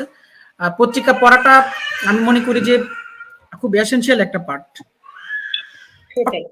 বিসিএস এর সময় পত্রিকা ছাড়া আমার কাছে মনে হয় যে খুব ভালো করা পসিবল। তো আজকালকার যুগে এই এই সময়টাতে যারা অনার্সে পড়াশোনা করে তারা দেখা যাচ্ছে বিভিন্ন গাইড বই এই সেই বই নিয়ে বুঁদ হয়ে পড়ে থাকে। আপনি যে একটা কথা বলেছেন যে সাহিত্য পড়া, পত্রিকা পড়া, এইগুলো তারা পড়তেই চায় না। তারা মনে করি যে এমপি3 বা এই টাইপের যে গাইড আছে, এই গাইডগুলো পড়লে আমি দ্রুত ক্যাডার হয়ে যাব, চাকরি পেয়ে যাব। আসলে কি তাই? বা একদমই কিভাবে না। আসলে এটলিস্ট শুরুতে আমার কোনো জন্য তো না। হ্যাঁ, হ্যাঁ। ওই আসলে সময়টা আসলে আমার কাছে কিভাবে মনে হয় প্রস্তুতি নেওয়া উচিত? আমার কাছে মনে হয় যে ওই সময় গাইড বই নিয়ে পড়ে থাকলে তার একটা উপকার হতে পারে যে সে প্রিলি হয়তো পাস করতে পারে, কিন্তু আলটিমেটলি ক্যাডার হওয়াটা খুবই টাফ হয়ে যাবে, রিটেনে সে ভালো করতে পারবে না। আমি মনে করি যারা অনার্স স্টুডেন্ট তাদের ৩টা ৪টা বিষয়ে খুবই দক্ষতা অর্জন করা উচিত। সেটা হচ্ছে যে বাংলা ল্যাঙ্গুয়েজটা ভালো মতো শেখা, ইংলিশ ল্যাঙ্গুয়েজটা ভালো মতো শেখা এবং ম্যাথ ভালো মতো শেখা। ম্যাথ এমন না যে আপনাকে ইন্টার লেভেলের ম্যাথই শিখতে হবে। আমাদের এসএসসি লেভেল পর্যন্ত ম্যাথ শিখলেই কিন্তু এনাফ বিসিএস এর জন্য। তো হুম, হুম। পরবর্তীতে কিন্তু দেখা যায় যে ম্যাথে অনেকটা, আমি যেমন পার্সোনালি আমি আমার এক্সপিরিয়েন্স থেকে দেখেছি যে আমি ম্যাথে টাইমই দিতে পারিনি, কারণ আমাকে আহ, হচ্ছে বাংলাদেশ বিষয় বলি, আন্তর্জাতিক বিষয় বলি, এইগুলো এত বেশি পড়তে হয়েছিল বাংলা, এই কারণ এগুলো তো টপিক অনেক হিউজ, এগুলো শেষ করতে করতে আমার জীবন চলে গেছিল। তো আমি ম্যাথে আলাদা করে সেরকম সময় দিতে পারিনি, কিন্তু আমি ব্লেসড ছিলাম কারণ আমি ইঞ্জিনিয়ারিং স্টুডেন্ট ছিলাম, তো আমার ম্যাথ এবং ইংলিশটা আগে থেকেই দক্ষতা ছিল। তো আমি মনে করি যে যারা এখন অনার্স স্টুডেন্ট আছেন তারা ম্যাথ, ইংলিশ এবং বাংলা ল্যাঙ্গুয়েজ, ইংলিশ ল্যাঙ্গুয়েজ এবং ম্যাথের যে বেসিক, এগুলো ডেভেলপ করেন। এর বাইরে আর কিচ্ছু পড়ার দরকার নেই। কারণ আমি হচ্ছে নিজেও তো আমি খেয়াল করেছি যে আমি যদি হয়তোবা বাংলাদেশ বিষয়াবলীর একটা অধ্যায় পড়লাম, সেটা আমার কয়দিন মনে থাকে? মনেই তো থাকে না। এখন পড়েও লাভ নাই। অনার্সে পড়বেন, দেখা যাবে যে ২ দিন পর ডাটাই চেঞ্জ হয়ে যাবে। ওটা মুখস্থ করে লাভ আছে এখন? আর মনেও থাকে না আসলে। আমি দেখতাম যে আমার ডাটা বা তথ্য বেশিদিন মনে থাকে না। আমাকে বারবার কিন্তু রিভিশনও দিতে হতো। তো এই কারণে হচ্ছে আমি মনে করি যে, এবং রিটেন টার্গেট করতে হবে। রিটেনের সময়ও খুব কম থাকে। প্রিলির পরে মাত্র ৩ মাস ৪ মাস সময় পরে রিটেন হয়ে যায়। তো তখন যদি আপনি হচ্ছে নতুন করে নিজেকে আরকি তৈরি করেন, সেটা খুবই টাফ। তার চেয়ে আগেই তৈরি করে আসেন। আচ্ছা, নওশীন, আমরা চলে যাব একটু আমাদের যে যারা শ্রোতা আছে তাদের কমেন্ট একটু পড়ার জন্য। আপনি কি কমেন্টটা দেখতে পাচ্ছেন? আমি পিন করে দিয়েছি। ফ্রি হ্যান্ড রাইটিং মিস্টার এ ভালো এমডি করার জন্য আরমান। আপনার পরামর্শ জানতে চাই। ফ্রি হ্যান্ড হুম, রাইটিং এ হুম। ভালো করার জন্য আমার পরামর্শ সেটা হলো যে আমরা, আপনি যেমন উল্লেখ করলেন একটু আগে যে আমরা হচ্ছে এসএসসি এইচএসসি লেভেলে কি করতাম, প্যারাগ্রাফ মুখস্থ করতাম, কম্পোজিশন মুখস্থ করে লিখতাম। আমি কখনোই এটা করতাম না, আমি কখনোই প্যারাগ্রাফ কম্পোজিশন মুখস্থ করতাম না। আমি ফ্রি হ্যান্ড রাইটিংটা তখন থেকেই প্র্যাকটিস করি। তো যেহেতু আপনারা তখন থেকে প্র্যাকটিস করেননি, সেজন্য এখন যেটা করতে হবে যে এখন আপনাকে নতুন করে প্র্যাকটিস করতে হবে। লাইক একটা টপিক, যে কোনো টপিক, সেটা রিসেন্ট হোক, সেটা ইতিহাস রিলেটেড হোক, বা যেটা আর কি বিসিএস আসার মতো হোক, সেই টপিকটা আপনারা কোনো একটা জায়গা থেকে একটু পড়বেন, মুখস্থ করা যাবে না। জাস্ট আইডিয়া নিবেন যে সেখানে কি বলছে, কিভাবে বলছে, বা তথ্যগুলো কি, আইডিয়াটা নিবেন। এরপর যেটা করবেন সেটা নিজের ভাষায় লিখবেন, একদম নিজের ভাষায় রেপ্লিকেট করার ট্রাই করবেন, যে আপনি যা যা পড়েছেন সেটা নিজের ভাষায় লেখার চেষ্টা করবেন। তো এটা প্রথম দিকে অনেক টাফ হবে, যারা মুখস্থ বিদ্যাতে মানে অভ্যস্ত তাদের জন্য প্রচন্ড টাফ হবে, আমি এটা জানি। কিন্তু দেখুন, মানুষ তো, আমিও কিন্তু যখন প্রথম শুরু করেছিলাম তখন কিন্তু আমার জন্য ইজি ছিল না, আমাকেও কিন্তু টাফ হচ্ছে স্টেজটা পার হয়ে আসতে হয়েছে। আমি কি প্রবলেম প্রথম ফেস থেকেই তো করতে একদম হয়েছে। দক্ষতা, হ্যাঁ, তো আমি তো প্রথমেই দক্ষতা অর্জন করিনি, ধীরে ধীরে ধীরে ধীরে আমি দক্ষতা অর্জন করেছি। তো এটা প্রথম দিকে টাফ হবে, কিন্তু লেগে থাকলে একটা টাইমে এটা হচ্ছে অভ্যাস হয়ে যাবে। লেগে থাকতে হবে, ধৈর্য ধরে লেগে থাকতে হবে, এবং প্রতিদিন এটা চেষ্টা করতে হবে। প্রতিদিন মিনিমাম আধা ঘন্টা চেষ্টা করতে হবে কোন একটা টপিকে লেখার। এমন না যে আপনি একদমই না পড়ে লিখবেন, হয়তোবা টপিকটা সম্পর্কে একটু পড়ে নিলেন নেট থেকে, তারপর নিজের ভাষায় লিখবেন, কিন্তু মুখস্থ করা যাবে না। মোহাম্মদ মাহাদি হাসান প্রশ্ন করেছে, প্রথম পছন্দ পেতে রিটেনে কত মার্ক রাখা জরুরি? এটা তো অবশ্যই ক্যাডারের উপর ডিপেন্ড করে। সব ক্যাডারের সমান মার্কস লাগবে না। যেটা আপনার ফার্স্ট চয়েস, তবে সেই ক্যাডারের ডিমান্ড ক্রনোলজিক্যালি একটু যদি যদি বেশি হয়। ক্রনোলজিক্যালি একটু আমাদের বলেন যে আসলে ফরেন এত লাগবে, অ্যাডমিন এত লাগবে, লাগাও মানে লাগতে পারে, লাগবে বলে এরকম না, লাগতে পারে আর কি, তাহলে একটা আনুমানিক ধারণা পেতে পারে। আসলে ফরেনে পোস্ট অনেক কম থাকে এবং ফরেন অবশ্যই হাই ডিমান্ডের একটা, যেমন আমাদের 25টা মাত্র পোস্ট ছিল, আবার 46তম সবসময় বিসিএস এ এরকম দেখা থাকে। যাচ্ছে 10টা 10টা পোস্ট আছে 12টা। 46। হ্যাঁ, হ্যাঁ, হ্যাঁ। হুম, হুম। তো একে তো এটা খুবই ডিমান্ডিং একটা ক্যাডার এবং এটাতে পোস্ট যেহেতু অনেক কম, এর জন্য এখানে মার্কসটা অনেক হাই লাগবে। তো আমার মনে হয় যে 600 প্লাস মার্কস বা রাখা উচিত এই ক্যাডারটা পেতে। আর কারণ ভাইবাটা তো আর প্রশ্ন, আমাদের হাতে নাই। ভাইবা তো জানিই না, এখন সেজন্য সেফ পর্যন্ত জোনে বুঝতেই থাকতে পারি না হবে কি মার্কস। আমাদের। বুঝতেই পারি না যে কত পেয়েছি ভাইবাতে। তো আসলে তবে আমি রিটেনটা অনুমান করতে পারি, কারণ আমি কিরকম লিখেছিলাম, কোনটাতে কি মার্কস, আমি আমি যখন রিটেন দিয়ে এসেছিলাম তখন আমি নিজে হিসাব করেছিলাম আসলে যে আমার কয়টা কি ঠিক হয়েছিল, কোনটাতে কত মার্কস পেতে পারি, এরকম করে আমি একটা রাফ একটা আইডিয়া তৈরি করেছিলাম।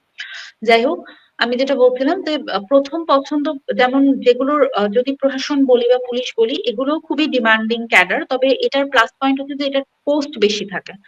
বেশি 300টা থাকে। পোস্ট থাকে, হ্যাঁ, প্রশাসনে। পুলিশে বা 100 থাকে। পুলিশে দেখা যায় যে 100টা পোস্ট থাকে, তো যেহেতু পোস্ট বেশি থাকে সেক্ষেত্রে তখন দেখা যাবে যে মার্কের রেঞ্জটা একটু হলেও কমে যায়। আমার কাছে মনে হয় যে 575 থেকে 90 বা 95 এরকম পেলেই এর মধ্যে পুলিশ বা থাকলে প্রশাসন মোটামুটি পাওয়া পসিবল। ফার্স্ট চয়েস পাওয়াটা সেফ জোন হয়ে যাবে। হ্যাঁ, হ্যাঁ। তবে ফার্স্ট চয়েস যদি আপনার অন্য কোনো ক্যাডার হয়, শিক্ষা ক্যাডার ফার্স্ট চয়েস, তো সেক্ষেত্রে কিন্তু আহ, দেখা যায় যে আপনার যে এটা কিন্তু আবার সাবজেক্ট কম্পিটিটর, ওয়াইজ। হ্যাঁ, হ্যাঁ, সাবজেক্ট ওয়াইজ কম্পিটিটর যদি কম থাকে আপনার হচ্ছে ক্যাডারে বা আপনার চয়েসে, তাহলে কিন্তু আপনার অত বেশি মার্কস লাগবে না, বাট কম্পিটিটর যদি আবার বেশি থাকে তাহলেও কিন্তু বেশি মার্কস লাগবে। যেমন শিক্ষা ক্যাডারের ক্ষেত্রে যেমন ইংরেজি, রাষ্ট্রবিজ্ঞান, এই সাবজেক্ট গুলোতে দেখা যাচ্ছে অনেক বেশি ভাইবা দেয় এবং মার্কসটাও একটু অনেক বেশি লাগে হুম, দেখা হুম, এটা যাচ্ছে। কম্পিটিটরের উপর ডিপেন্ড করে যে কত বেশি হ্যাঁ, কম্পিটিটর হ্যাঁ। আছে। আচ্ছা, মিস্টার আরিফ হুসাইন প্রশ্ন করেছে। এটা তো আমরা কিছুক্ষণ আগে আলোচনা করলাম যে ফ্রি হ্যান্ড রাইটিং ভোকাবুলারিটা। আচ্ছা, ভোকাবুলারি সম্পর্কে একটু বলেন। ভোকাবুলারি কিভাবে আসলে পড়া উচিত বা কিভাবে মনে রাখা উচিত? যাই। আচ্ছা, ভোকাবুলারির ক্ষেত্রে আমি একটা অ্যাপ সাজেস্ট করতে চাই, সেটা হচ্ছে ওয়ার্ড আপ। ওয়ার্ড আপ, এই অ্যাপটা হচ্ছে আমি ওয়ার্ড। নিজে ইউজ করেছিলাম। ওয়ার্ড আপ, হুম, এই হুম। অ্যাপটা আমি নিজে ইউজ করেছিলাম এবং এই ওয়ার্ডটার মানে এই অ্যাপটার বিশেষত্ব হচ্ছে যে একই ওয়ার্ড বারবার পপ আউট করে। লাইক আপনি হচ্ছে একটা ওয়ার্ড শিখলেন, 7 দিন পর সেই ওয়ার্ডটা আবার আপনাকে আস্ক করবে যে এই ওয়ার্ডটার মিনিং কি। 10 দিন পর হুম, হুম। আবার আস্ক করবে, বারবার বারবার একই ওয়ার্ড আপনাকে আস্ক করবে। তো এটা একটা, আমি একটা ছোটখাটো একটা ওয়ে বললাম, কিন্তু এটা আমি মনে করি না যে পারফেক্ট ওয়ে ভোকাবুলারি শেখার ক্ষেত্রে। আমি যেমন নিজে যেভাবে শিখতাম বা শিখেছিলাম, আমার কিন্তু এই প্রসিডিওরটা অনেক দিনের ছিল। এটা আমি বলি, আমি কিন্তু অনেক দিন থেকে আমি পড়তাম, মানে আমি অনেক আগে থেকেই পড়তাম, আমি কিন্তু বিসিএস এর প্রিপারেশন নেওয়ার আগে থেকে এটা শুরু করেছিলাম। সেটা হচ্ছে যে আপনি যখন কোনো একটা আর্টিকেল পড়বেন, নিউজ আর্টিকেল পড়বেন, সেখানে কিন্তু কিছু আননোন ওয়ার্ড থাকবে। তো সেই আননোন ওয়ার্ড গুলো আপনি যদি সেই সময় একটু দেখে নেন এটার মিনিংটা, তারপর আপনি আবার সে আর্টিকেলটা পড়লেন, আর্টিকেলের মধ্যে মিনিং গুলো কিরকম করে আছে, তখন কিন্তু আপনার হচ্ছে আহ, দেখা যাবে যে ওয়ার্ড গুলো মাথায় বসে গেল, গেঁথে গেল। যেমন আমি একটা ছোট্ট উদাহরণ দিই, যে আমি হচ্ছে নিউজ পেপার পড়ার সময় একটা ওয়ার্ড শিখেছিলাম, সেটা হচ্ছে যে এনক্রোচ, মানে জমি দখল করা। সেটা কি করে শিখেছিলাম, যে একটা মানে একটা প্যাথেটিক একটা নিউজ ছিল যে একটা সাধারণ মানুষের, হয়তো বা একজন পলিটিক্যাল একটা ইনফ্লুয়েন্সার, সে দখল করে নিচ্ছে জমিটা, অর্থাৎ এনক্রোচ করে নিচ্ছে। তো এই ভিজুয়ালাইজেশনটা কিন্তু আমার মাথায় থেকে গেছিল যে আমি আচ্ছা, এনক্রোচ মানে ওই যে ওই অসহায় লোকটার যে জমিটা দখল হলো। তারপর হচ্ছে আমি হচ্ছে আরেকটা আনকনভেনশনাল একটা ওয়ে সাজেস্ট করবো, যেটা অনেকের অদ্ভুত লাগতে পারে, কিন্তু আমি নিজে এভাবে শিখেছি। আমি প্রচুর ইংলিশ মুভিজ এবং সিরিজ দেখতাম সব সময়, অনেক আগে থেকে আমি এটার প্রতি অ্যাডিক্টেড, এবং আমি সবসময় আচ্ছা। সাবটাইটেল দিয়ে দেখতাম। তো দেখা গেল যে আমি একটা যেমন মুভি দেখেছিলাম, তো মুভিটাতে এরকম ছিল যে একটা লোককে নিউরটিক বলা হচ্ছে, হ্যাঁ, যে তাকে ম্যাড বলা হচ্ছে একসময়, একসময় ইনসেন বলা হচ্ছে, একসময় নিউরটিক বলা হচ্ছে। তো তখন কিন্তু এই জিনিসটা কিন্তু ভিজুয়ালাইজ হয়ে গেল যে নিউরটিক মানে ম্যাড বা নিউরটিক মানে ইনসেন। সেখান থেকে আমি ভিজুয়ালাইজ করলাম। তো সেক্ষেত্রে আমি তাহলে আমি ওয়ে গুলো আরেকবার বলি, যে আসলে আমাকে অনেক বেশি ভিজুয়ালাইজ করতে হবে ওয়ার্ড, নাহলে ওয়ার্ড মিনিং মনে থাকে না। তো ভিজুয়ালাইজ করার জন্য অবশ্যই আপনাকে বেশি বেশি দেখতে হবে। মানে হয়তোবা সেটা হতে পারে ছোট ছোট ইংলিশ ক্লিপ, বা সেটা হতে পারে কোনো মুভি ক্লিপ, বা সেটা হতে পারে English news news, BBC news, সেখান থেকে আপনাকে সাবটাইটেল দিয়ে দেখতে হবে এবং সেখানে ভিজুয়ালাইজ করতে হবে ওয়ার্ডটা, এবং বেশি বেশি করতে হবে, পড়তে হবে এবং শুনতে হবে এবং ভিজুয়ালাইজ করতে হবে। এবং আমি নিজেও অ্যাকচুয়ালি ভোকাবুলারি কিছু বই পড়েছিলাম, সেগুলো একদম নতুনের মতো পড়ে আছে, সেগুলো কোনোদিন টাচই করা হয়নি। কারণ হচ্ছে যে আমি চেষ্টা করেছিলাম প্রথম দিকে, কিন্তু দেখা যেত বেশি দিন মনে থাকতো না। তো এই কারণে বেশি দিন মনে রাখার ওয়েটা আমি বললাম, আমি যেভাবে করেছিলাম এবং যেটা আমার কাছে সবচেয়ে ইফেক্টিভ মনে হয়। আচ্ছা, আপনার এই ভিজুয়ালাইজেশনের কথার প্রেক্ষিতে আমি আরেকটু যোগ করতে চাচ্ছি। মানে আমি যেভাবে শুরু করতাম বা ওয়ার্ড মিনিং মুখস্থ করার বা মনে রাখার চেষ্টা করতাম, সেটা দুইটা ওয়েতে করতাম। একটা হচ্ছে আমি যখন যে হলে থাকতাম, হাজী মোহাম্মদ মহসিন হলে 657 নম্বর রুমে থাকতাম। তো সেই রুমের সামনে ছোট্ট একটা আমি হোয়াইট বোর্ড টাঙিয়েছিলাম, একদম ছোট। সেই হোয়াইট বোর্ডে প্রতিদিন আমি দেখা যাচ্ছে 5টা ওয়ার্ড মিনিং আমি লিখে রাখতাম। তো দেখা যাচ্ছে আমি সকালে ঘুম থেকে উঠে লিখে রাখতাম, সারাদিন আমার চোখের সামনে ভাসতো, আমি কিন্তু মুখস্থ করতাম না। এইগুলো মুখস্থ দেখা যাচ্ছে যে ভিজুয়ালাইজ করার জন্য বারবার আমি দেখছি, শুয়ে আছি দেখছি, চোখের সামনে পড়ছে দেখছি, এই যে দেখাটা, এটা তো কিন্তু একটা ভিজুয়ালাইজেশন। আর হচ্ছে যে রাইট, রাইট। পত্রিকা থেকে দেখা যাচ্ছে আমি খাতার মধ্যে লিখে ওই ওয়ার্ডটা দিয়ে আমি একটা সেন্টেন্স মেকিং করতাম। ঠিক আছে, এইভাবে কিন্তু আমি মনে রাখার হ্যাঁ, চেষ্টা হ্যাঁ, করতাম। হ্যাঁ, আপনি রাইট। যেটা এটা করেছেন। এটা আমি উল্লেখ করতে ভুলে গেছি একদম। হ্যাঁ, আমিও এই কাজটা হুম, করতাম। যখন হচ্ছে এনক্রোচ ওয়ার্ডটা আমি শিখলাম, তখন কিন্তু আমি হচ্ছে সেন্টেন্স মেক করতাম সেটা দিয়ে। মানে যেই আমি যখনই কোনো একটা নিউ ওয়ার্ড শিখতাম, সেন্টেন্স মেক করতাম। নিজের সাথে রিলেট করার ট্রাই করতাম যে আমার লাইফে এটা কিভাবে আর কি, হয়তো বা আমার লাইফের কোনো একটা বিষয়ের সাথে এই ওয়ার্ডটা যায় কিনা, সেভাবে আমি দেখার চেষ্টা করতাম। আচ্ছা, নেক্সট নেক্সট কমেন্ট দেখতে পাচ্ছেন, আমিনা আইনুন প্রশ্ন করেছে, আচ্ছা, ইংলিশ ইংলিশের রিটেন প্রিলি রিটেনটা কিভাবে প্রস্তুতি নিলে ভালো করতে পারবো? আমি স্পোকেন রিটেন একটু দুর্বল। এগুলোতে ভালো করতে হলে কি কি নির্দেশনা ফলো করতে হবে? আচ্ছা, আমি প্রথমতই যেটা বলছি যে সবারই ইংলিশ ভীতি আছে। দেখুন, আমরা বাঙালি, আমাদের ইংলিশ ভীতি থাকবেই। এটা মেনে নিতেই হবে। এটা আপনি যেমন আপনি ভীত হয়েছেন, বেশিরভাগ মানুষই ভীত। বেশিরভাগ মানুষই আসলে এটা নিয়ে সাফার করে। এটা হচ্ছে আ ভয় পাওয়ার কিছু নাই। আপনার সবথেকে ভালো ব্যাপার যে আপনি জানেন যে আপনি দুর্বল। এখন আপনাকে এটা নিয়ে ওয়ার্ক করতে হবে। তো আমি রিটেন নিয়ে কিন্তু আমি অলরেডি যথেষ্ট কথা বলে ফেলেছি যে কিভাবে আসলে উচিত ভালো করা। ১ম এ গ্রামারটা ভালো করে পড়বেন। গ্রামারের ক্ষেত্রে আমি কিছু কিছু টপিক বলি, যেগুলোতে দুর্বলতা রাখা যাবে না। সেটা হচ্ছে tense, right form of verb, degree, voice change, আর হচ্ছে আহ, মানে সেন্টেন্সের যে কমপ্লেক্স, কম্পাউন্ড বা হচ্ছে সিম্পল যে সেন্টেন্সের যে ব্যাপারটা, মানে সেই সেন্টেন্স, ট্রান্সফরমেশন অফ সেন্টেন্স। হ্যাঁ, ট্রান্সফরমেশন অফ সেন্টেন্স। মানে ট্রান্সফরমেশনটাও যে খুব ইম্পর্টেন্ট তা না, মেইন কথা হচ্ছে যে এই ৩ টাইপের সেন্টেন্স লিখতে পারা, কমপ্লেক্স সেন্টেন্স, সিম্পল সেন্টেন্স, এগুলো কমপ্লেক্স, লিখতে পারার কম্পাউন্ড, যে ব্যাপারটা। হ্যাঁ, হ্যাঁ, সিম্পল হ্যাঁ। সেন্টেন্স। তো এই যে ৫টার কথা বললাম, আর হচ্ছে সেই সাথে preposition, word meaning, preposition, preposition, এই এই প্রিপোজিশন। ৬টা টপিক, এই ৬টা টপিক খুব ভালো মতো পড়তে হবে ১ম এ, এবং এইটা পড়ে এমন না যে শুধু এটাই পড়ে হচ্ছে থেকে যাওয়া যাবে। এই গ্রামার পড়ে কিন্তু ল্যাঙ্গুয়েজ শেখা যায় না। তো এই টপিক গুলো ভালো মতো শেষ করে বা ভালো মতো একটা আয়ত্তের মধ্যে নিয়ে আসার পরে যেটা করতে হবে যে এবার ল্যাঙ্গুয়েজটা শিখতে হবে। ল্যাঙ্গুয়েজটা প্রতিদিন শুনতে হবে, দেখতে হবে, পড়তে হবে। এই ৩টা কাজ ১ম কয়েক মাস টানা করতে হবে এবং এরপর ধীরে ধীরে বলার চেষ্টা করতে হবে। ১ম এ যখন আপনি আ যথেষ্ট পরিমাণ ল্যাঙ্গুয়েজটা শুনবেন, তখন দেখবেন যে আপনি বলার চেষ্টাটা আপনার মধ্যে আসবে। আমরা কিন্তু ছোটবেলায় এভাবে ভাষা শিখি, তাই না? বাবা-মার কাছ থেকে বাংলা শুনে, শুনে একটা টাইমে আমরা বলতে পারি। ১ম দিকে কিন্তু বলতে পারে না। শিশু কিন্তু ১ম দিকে বলতে পারে না। ধীরে, ধীরে শুনতে, শুনতে একটা টাইমে গিয়ে তার মুখে বোল ফুটে। ঠিক তেমনই ১ম এ খালি হ্যাবিচুয়াল। শুনতে হবে। হ্যাঁ, শুনতে হবে। টানা শুনতে, শুনতে, শুনতে একটা টাইমে দেখবেন যে আপনি বলার যখন চেষ্টা করছেন, আপনি বলতে পারছেন। কিন্তু আমরা শুনি কম। আমি বেশিরভাগ মানুষই যারা আমাকে বলে যে তারা ইংলিশে দুর্বল, আমি দেখি যে তারা শুধু ইংলিশের দুর্বলতা কাটানোর জন্য কি করছে? তারা গ্রামার পড়েছে। আর কিচ্ছু করেনি। গ্রামার পড়েছে, নাহলে একটু হালকা পাতলা একটু নিউজ পেপার পড়েছে। কিন্তু শোনা, দেখার বিষয়টা তাদের গুরুত্বই দেয় না। লিসনিংটা আমি কিন্তু বলব অনেক বেশি ইম্পর্টেন্ট। হ্যাঁ, হ্যাঁ। আমি বলবো যারা বারবার বলছেন আমি ইংলিশে উইক, তারা ২ মাস এটলিস্ট ট্রাই করেন দেখা এবং শোনার ব্যাপারটা। সবসময় সাবটাইটেল দিয়ে দেখবেন, কিন্তু যাই দেখবেন সাবটাইটেল দিয়ে দেখবেন। এবং আমি ২ মাস পরে দেখবেন যে আপনার অনেক উন্নতি হবে।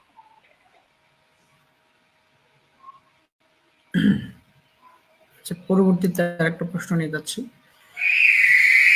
হুম, আমার প্রথম চয়েস ফরেন ছিল ভাই। তো ফরেন প্রথম চয়েস না দিলে ফরেন সাধারণত থার্ড ফোর্থ চয়েস দেওয়াও যায় না। ফরেন হয় প্রথমে দিতে হয়, না হলে ফরেন জান, দেওয়া যায় না চয়েস। দেওয়ার দরকার নেই, ঠিক আছে। আপনার কয়টা মানে চয়েস ছিল কয়টা? না, আমি সবই চয়েস দিয়েছিলাম। আমি তো রিস্ক নিতে পারবো না, আমার চাকরি দরকার ছিল। ফার্স্ট চয়েস ফরেন ছিল, সেকেন্ড চয়েস অ্যাডমিন ছিল, third custom, fourth police, police? এরপর সম্ভবত ট্যাক্স। আচ্ছা হ্যাঁ, পুলিশ ছিল ফোর্থ। কেন পুলিশ আচ্ছা কি আচ্ছা। দেওয়া যাবে না নাকি? না আমার না আবার না, এই পুলিশ পুলিশটাকে নিয়ে যাচ্ছেন তো, সেজন্য আমি বললাম যে পুলিশ কত ছিল। হুম হুম হুম না, পুলিশ হচ্ছে ফোর্স ছিল এবং আমার হাইট খুব ভালো। এই কারণে অনেকে আমাকে বলে আমার পুলিশ হলে ভালো হতো। হুম তো হুম হুম, আহ, হুম। এরপর সম্ভবত ফিফথ চয়েস ট্যাক্স ছিল। তো যাই হোক, মানে যে কয়টা ছিল আর কি ক্যাডার, আমি সবগুলোই চয়েস দিয়েছিলাম, কোনো কিছু বাদ দেইনি। আচ্ছা, নিউজ পেপার কোন কোন পেজগুলো গুরুত্ব দিতে হবে বা দিয়েছিলেন? কোন কোন পেজগুলো? আমি ইন্টারন্যাশনাল পেজটা পড়তাম, ফার্স্ট পেজটা পড়তাম, এবং আমি পুরো আর কি নিউজ পেপারটা ঘুরে ঘুরে আমি একটু দেখার চেষ্টা করতাম যে আপনি যখন দেখবেন যে বিসিএস এর পড়ার মধ্যে ঢুকবেন, তখন কিন্তু আপনি নিজেই বুঝতে পারবেন যে কোন কোন টপিকের সাথে সিলেবাস যায়। হ্যাঁ, সিলেবাসটার মোটামুটি একটা রিলেশন আছে। তো এই টাইপের কোনো টপিক আমার চোখে পড়লে আমি ওগুলো পড়ে ফেলতাম। আম, তবে আমি বাংলার নিউজ পেপারটা বেশি গুরুত্ব দিই, কারণ বাংলার নিউজ পেপার থেকে আমি ডাটাটা বেশি কালেক্ট করতাম। আর ইংলিশ নিউজ পেপার ল্যাঙ্গুয়েজ শেখার জন্য পড়তাম, তো ইংলিশ নিউজ পেপার আমি ইন্টারন্যাশনাল পেজটা বেশি গুরুত্ব দিয়ে পড়তাম। আর ফার্স্ট পেজে যদি কোনো ইম্পর্টেন্ট নিউজ থাকতো তাহলে সেটা পড়তাম।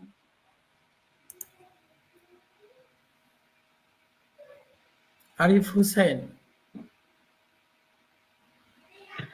প্রিলি ও রিটার্ন প্রস্তুতি একসাথে নেওয়ার উপায় হচ্ছে যে প্রিলির সময় যখন আপনি পড়াশোনা করবেন, পাশাপাশি একটু নিউজ পেপার পড়তে হবে, বা ল্যাঙ্গুয়েজটা, আমি বারবার প্রথম থেকে বলছি যে ল্যাঙ্গুয়েজটা শেখার ট্রাই করতে হবে, ফ্রি হ্যান্ড রাইটিং শিখতে হবে। সেটা কিন্তু দিনে এমন না যে আপনাকে 4-5 ঘন্টা সময় নেবে, দিনে 1টা ঘন্টা আপনি যদি রুটিন একটু ফিক্স করেন, 1টা ঘন্টাও যদি সময় দেন ফ্রি হ্যান্ড রাইটিং এর উপর, তাহলেও কিন্তু এনাফ। কিন্তু 1টা ঘন্টাই বের করতে পারি না আমরা, বা আমরা হচ্ছে দেখা যায় যে ফোকাস থাকে না, প্রতিদিন হচ্ছে করি না কাজটা। তো এই প্রতিদিন কাজটা করতে হবে।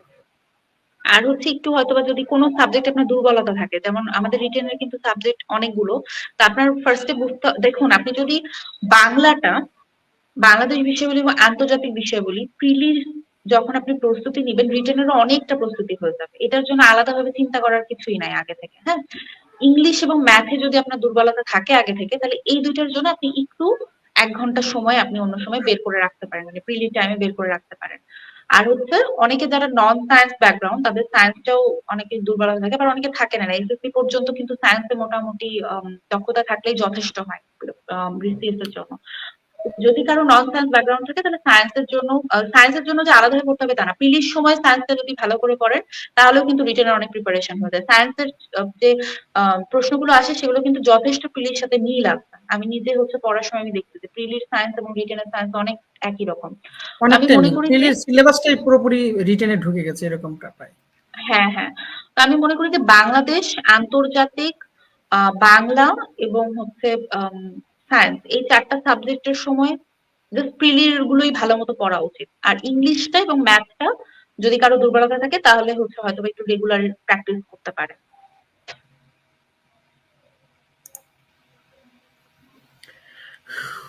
মাহিদ হাসান। হ্যাঁ ভাই, আমি গ্রাজুয়েশন কমপ্লিট করে বিসিএস জার্নি শুরু করেছিলাম। গ্রাজুয়েশনের কিন্তু সময় আপনার ইম্পসিবল ছিল। কিন্তু আপনার ফাউন্ডেশনটা তো অনেক আগে থেকেই ছিল। হ্যাঁ, আমরা যে ফাউন্ডেশনটা আগে থেকে ছিল। ফাউন্ডেশনটা আগে শুধু থেকে ছিল, পরে এই শুধু বিষয়ে কোনো সন্দেহ নেই। তবে পরে আমার শুধু ইট। ফাউন্ডেশনটা কি, ফাউন্ডেশনটা আমার তৈরি হয়েছিল আসলে আরো অনেক আগে, মানে আমার স্কুল থেকেই ফাউন্ডেশনটা তৈরি হয়েছিল।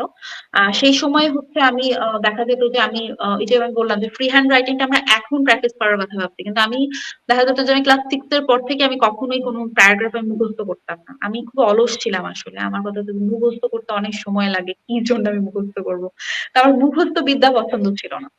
তো ইভেন এই জন্যই আমি ইঞ্জিনিয়ারিং এ আসছিলাম। আমার মেডিকেল, আমি যেহেতু মেয়েদের বাবা মা সবসময় যারা সায়েন্স ব্যাকগ্রাউন্ডে থাকে তাদের কিন্তু বাবা মা একটা বলে না যে তুমি মেডিকেলে চেষ্টা করো। কিন্তু আমার কথা হচ্ছে যে আমি একদমই মেডিকেলে পড়তে পারবো না, কারণ আমি মানে মুখস্থ জিনিসটা আমার বিরক্ত লাগতো খুবই। তো এই কারণে আমি ইঞ্জিনিয়ারিং চয়েস করেছিলাম। তো হ্যাঁ, ফাউন্ডেশন আগে থেকেই ছিল। তবে আমি ফাউন্ডেশনটা আমি কিসে কিসে নিয়েছিলাম, আমি নিয়েছিলাম হচ্ছে ইংলিশে, ম্যাথে, আর আমার বাংলা ল্যাঙ্গুয়েজে। অর্থাৎ আমি ল্যাঙ্গুয়েজে দক্ষতা অর্জন করেছি এবং আমি সেই সাথে ম্যাথটাকেও দক্ষতা অর্জন করেছিলাম। সেটা আমি আগে থেকে তৈরি করেছিলাম। তবে আমি এটা ডেলিবারেটলি তৈরি করেছিলাম বা বিসিএস এর জন্য তৈরি করেছিলাম ব্যাপারটা তা না। মানে আমার আগ্রহ ছিল বা আমার দেখা যেত পড়াশোনার সময় যে আমরা কিন্তু কম্পোজিশন পড়েছি। হ্যাঁ, সেই সময় কিন্তু আমরা কেউ কেউ গেছে মুখস্থর মধ্যে, আর আমি গেছি যে না, আমি ফ্রি হ্যান্ড রাইটিং এ যাবো। আমার যে চয়েসটা ডিফারেন্ট ছিল, অন্যদের কাছ থেকে আমার ওয়েটা ডিফারেন্ট ছিল। এটা ছাড়া আমার আহামরি তেমন কোনো ডিফারেন্ট ব্যাপার ছিল না।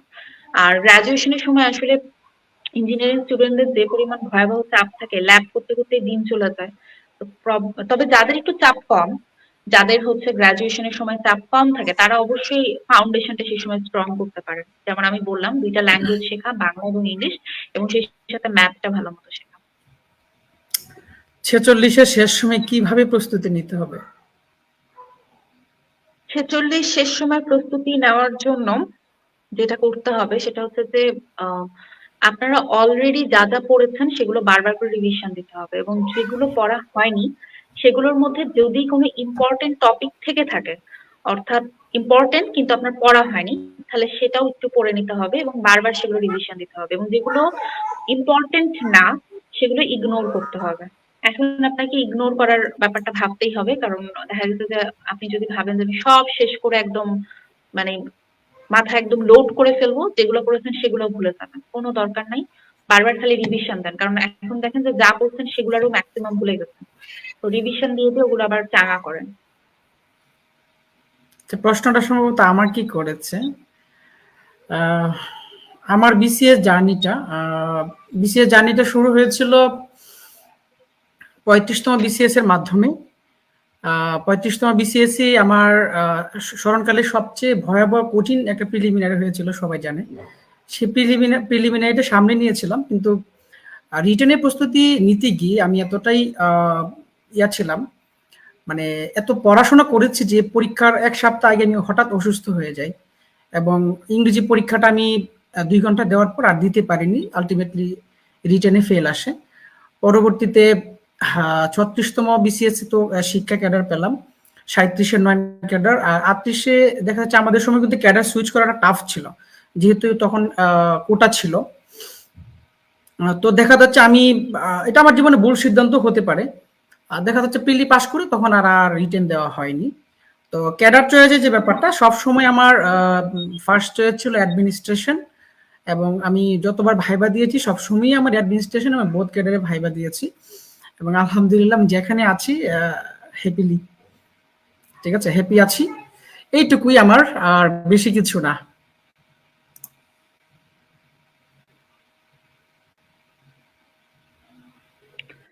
আমি প্রশ্ন আপনাকে ব্যাংক প্রশ্ন কিভাবে করছি। অ্যানালাইসিস করেছি, এক্ষেত্রে আপনার স্ট্র্যাটেজি কি ছিল? আমি আসলে যে প্রশ্ন ব্যাংক খুব আলাদাভাবে আমি অ্যানালাইসিস করেছিলাম ব্যাপারটা তা না। আমি দেখা গেল যে আমি টপিক ওয়াইজ পড়ার চেষ্টা করেছি। লাইক যদি বাংলাতে আমি বলি যে প্রাচীন যুগ যদি আমি যখন পড়েছি, তখন আমি প্রাচীন যুগ একটু আইডিয়া নিয়ে, ধারণা নিয়ে আমি প্রাচীন যুগের প্রশ্নগুলো পড়ে ফেললাম। আলাদা করে হচ্ছে যে থাকে প্রশ্ন ব্যাংক গুলো, সেটা আমি আলাদাভাবে অত বেশি গুরুত্ব করি না। আমি সবসময় সিলেবাস, টপিক, আমি হচ্ছে ইভেন বিসিএস এর টাইমে আমি পিএসসি থেকে যে সিলেবাসটা আর কি প্রোভাইড করা আছে তাদের ওয়েবসাইটে, সেটা আমি ডাউনলোড করে প্রিন্ট করে রেখে দিয়েছিলাম। আমি হচ্ছে আমার ওইখান থেকে বারবার দেখতাম যে এই টপিকটা আসে কিনা বা এই টপিকটা ইম্পর্টেন্ট কিনা। তো এভাবে করে করে আমি টপিক ওয়াইজ আর কি প্রিপারেশন নিয়েছি। আমি প্রশ্নগুলো ওই টপিকের মধ্যে যে প্রশ্নগুলো আছে, বেশিরভাগ গাইড বইতে এরকম থাকে, টপিক ওয়াইজ প্রশ্ন থাকে, আমি ওভাবে ওগুলো পড়ে ফেলতাম। তবে আমি আহ, আলাদা করে যেটা বললাম যে আমি করিনি সেরকম কাজ। এক্ষেত্রে আপনার স্ট্র্যাটেজি কি আজকালকার ছিল? যুগে স্ট্র্যাটেজি স্টুডেন্টরা তো আসলে সিলেবাসটা প্রিন্টই করতে চায় না, পিডিএফ দেখে দেখে পড়াশোনা করে। এমনও হয়েছে আমার সিলেবাসে আমি মানে সিলেবাসটাতেই মানে আমি দেখা যাচ্ছে রাফ করে ফেলতাম আর কি, যে এটা এইরকম এরকম আমার তো এরকম। দাগিয়ে দাগিয়ে অবস্থা খারাপ হয়ে গেছিল, যাচ্ছে এইটা বাকি আছে, হ্যাঁ এইটা ঠিক হয়ে গেছে, মানে অনেক রকম কালার ছিল আমার সিলেবাসে।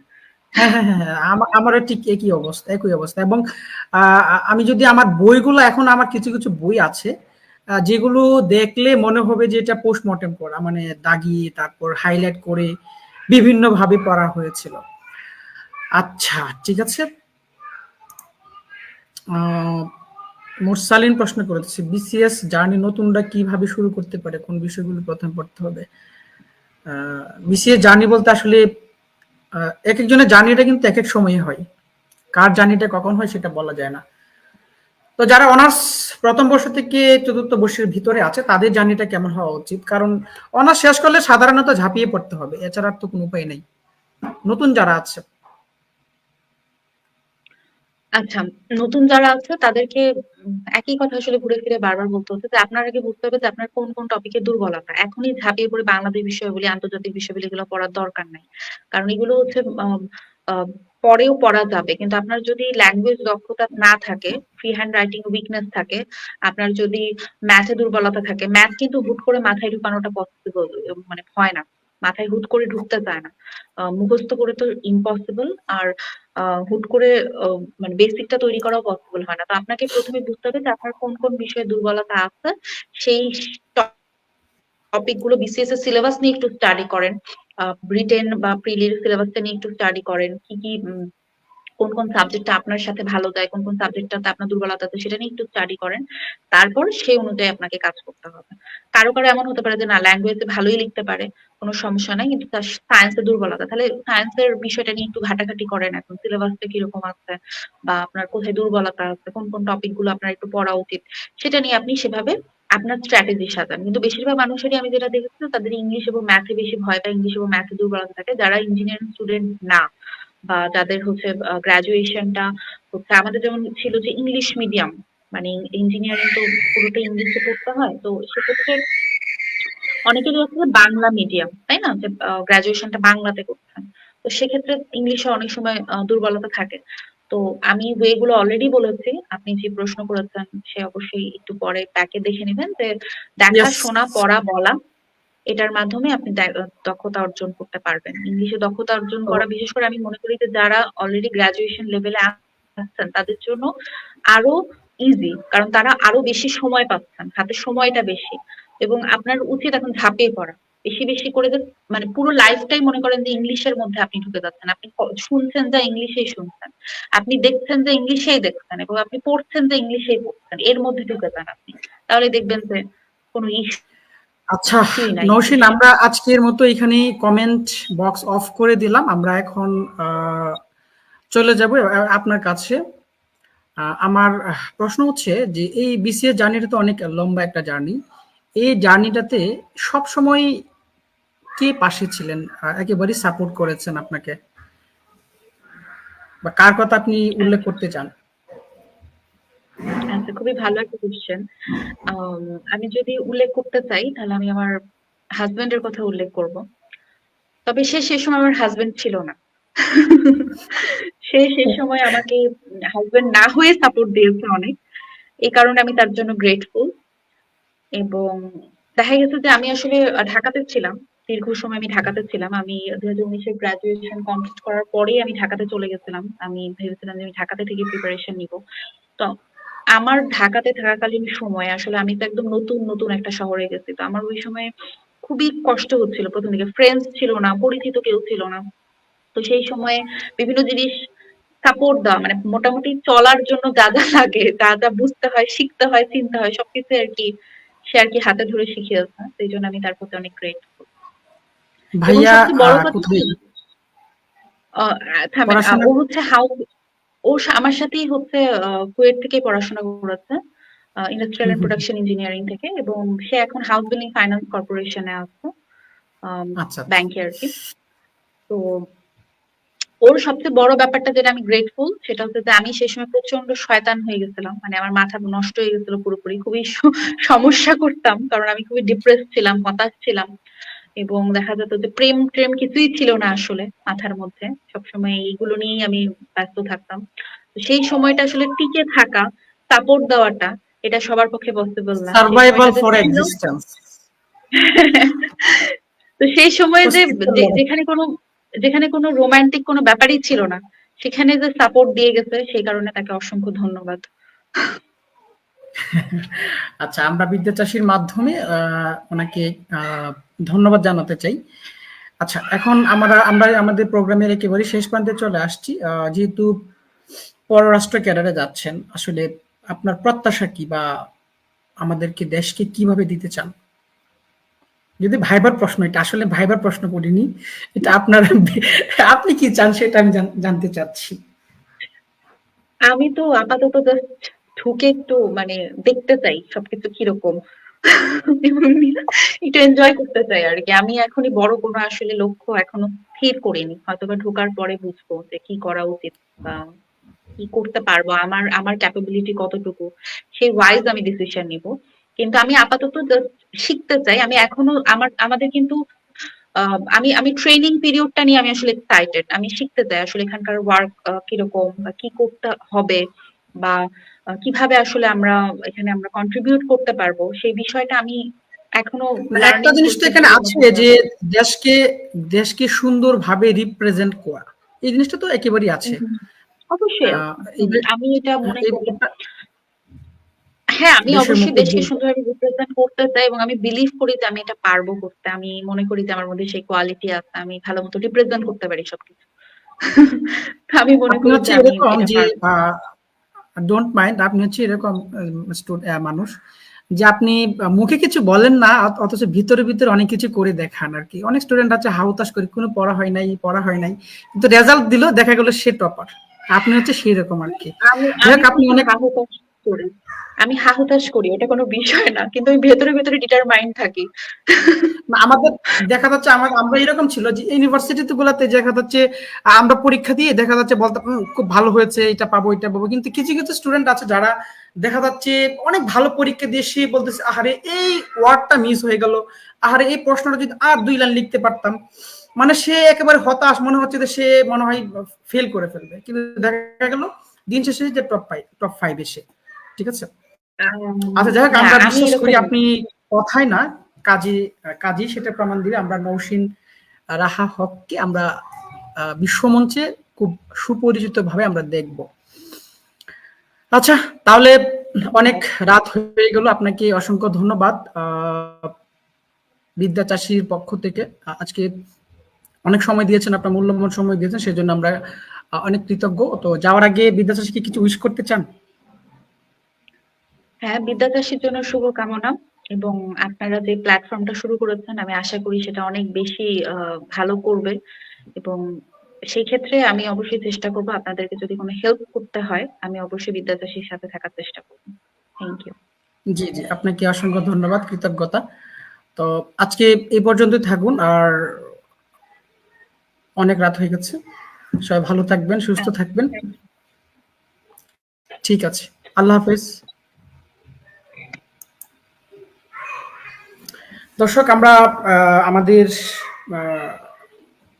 প্রোগ্রামের একেবারে শেষ প্রান্তে চলে এসেছি। যারা দেখেছেন আশা করি অনেকটা এনজয় করেছেন, এবং আপনাদের যদি এই প্রোগ্রামটা ভালো লেগে থাকে তাহলে অবশ্যই আমাদের ভিডিওগুলো, আমাদের প্রোগ্রামগুলো একটু বেশি বেশি করে শেয়ার করে দিবেন। আর আমাদের যে প্রতিদিনের যে প্রোগ্রামটা আছে সেই প্রোগ্রামটা প্রতিদিন রাত 10টায় শুরু হয়। পরবর্তীতে আপনারা কাকে কাকে চান বা কি চান সেগুলো আপনারা একটু আমাদেরকে বলবেন, তাহলে আমরা অবশ্যই আপনাদের কথা রাখার চেষ্টা করব, এবং আগামী পর্বগুলোতে এই ক্যাডার্স যে লাইভ ক্যারিয়ার আড্ডাটা, এটা পুরো ফেব্রুয়ারি ইভেন মার্চের প্রথম সপ্তাহ পর্যন্ত চলবে। তো আমরা চালিয়ে যাব আপনাদের প্রত্যাশা অনুযায়ী, এবং আপনাদের অনেক প্রত্যাশিত ছিল যে নওশীন রাহা হককে যেন নিয়ে আসা হয়, তা আমরা নিয়ে আসলাম। আশা করি সবাই এনজয় করেছেন। তো সবাই ভালো থাকবেন, সুস্থ থাকবেন। আল্লাহ হাফেজ, শুভরাত্রি।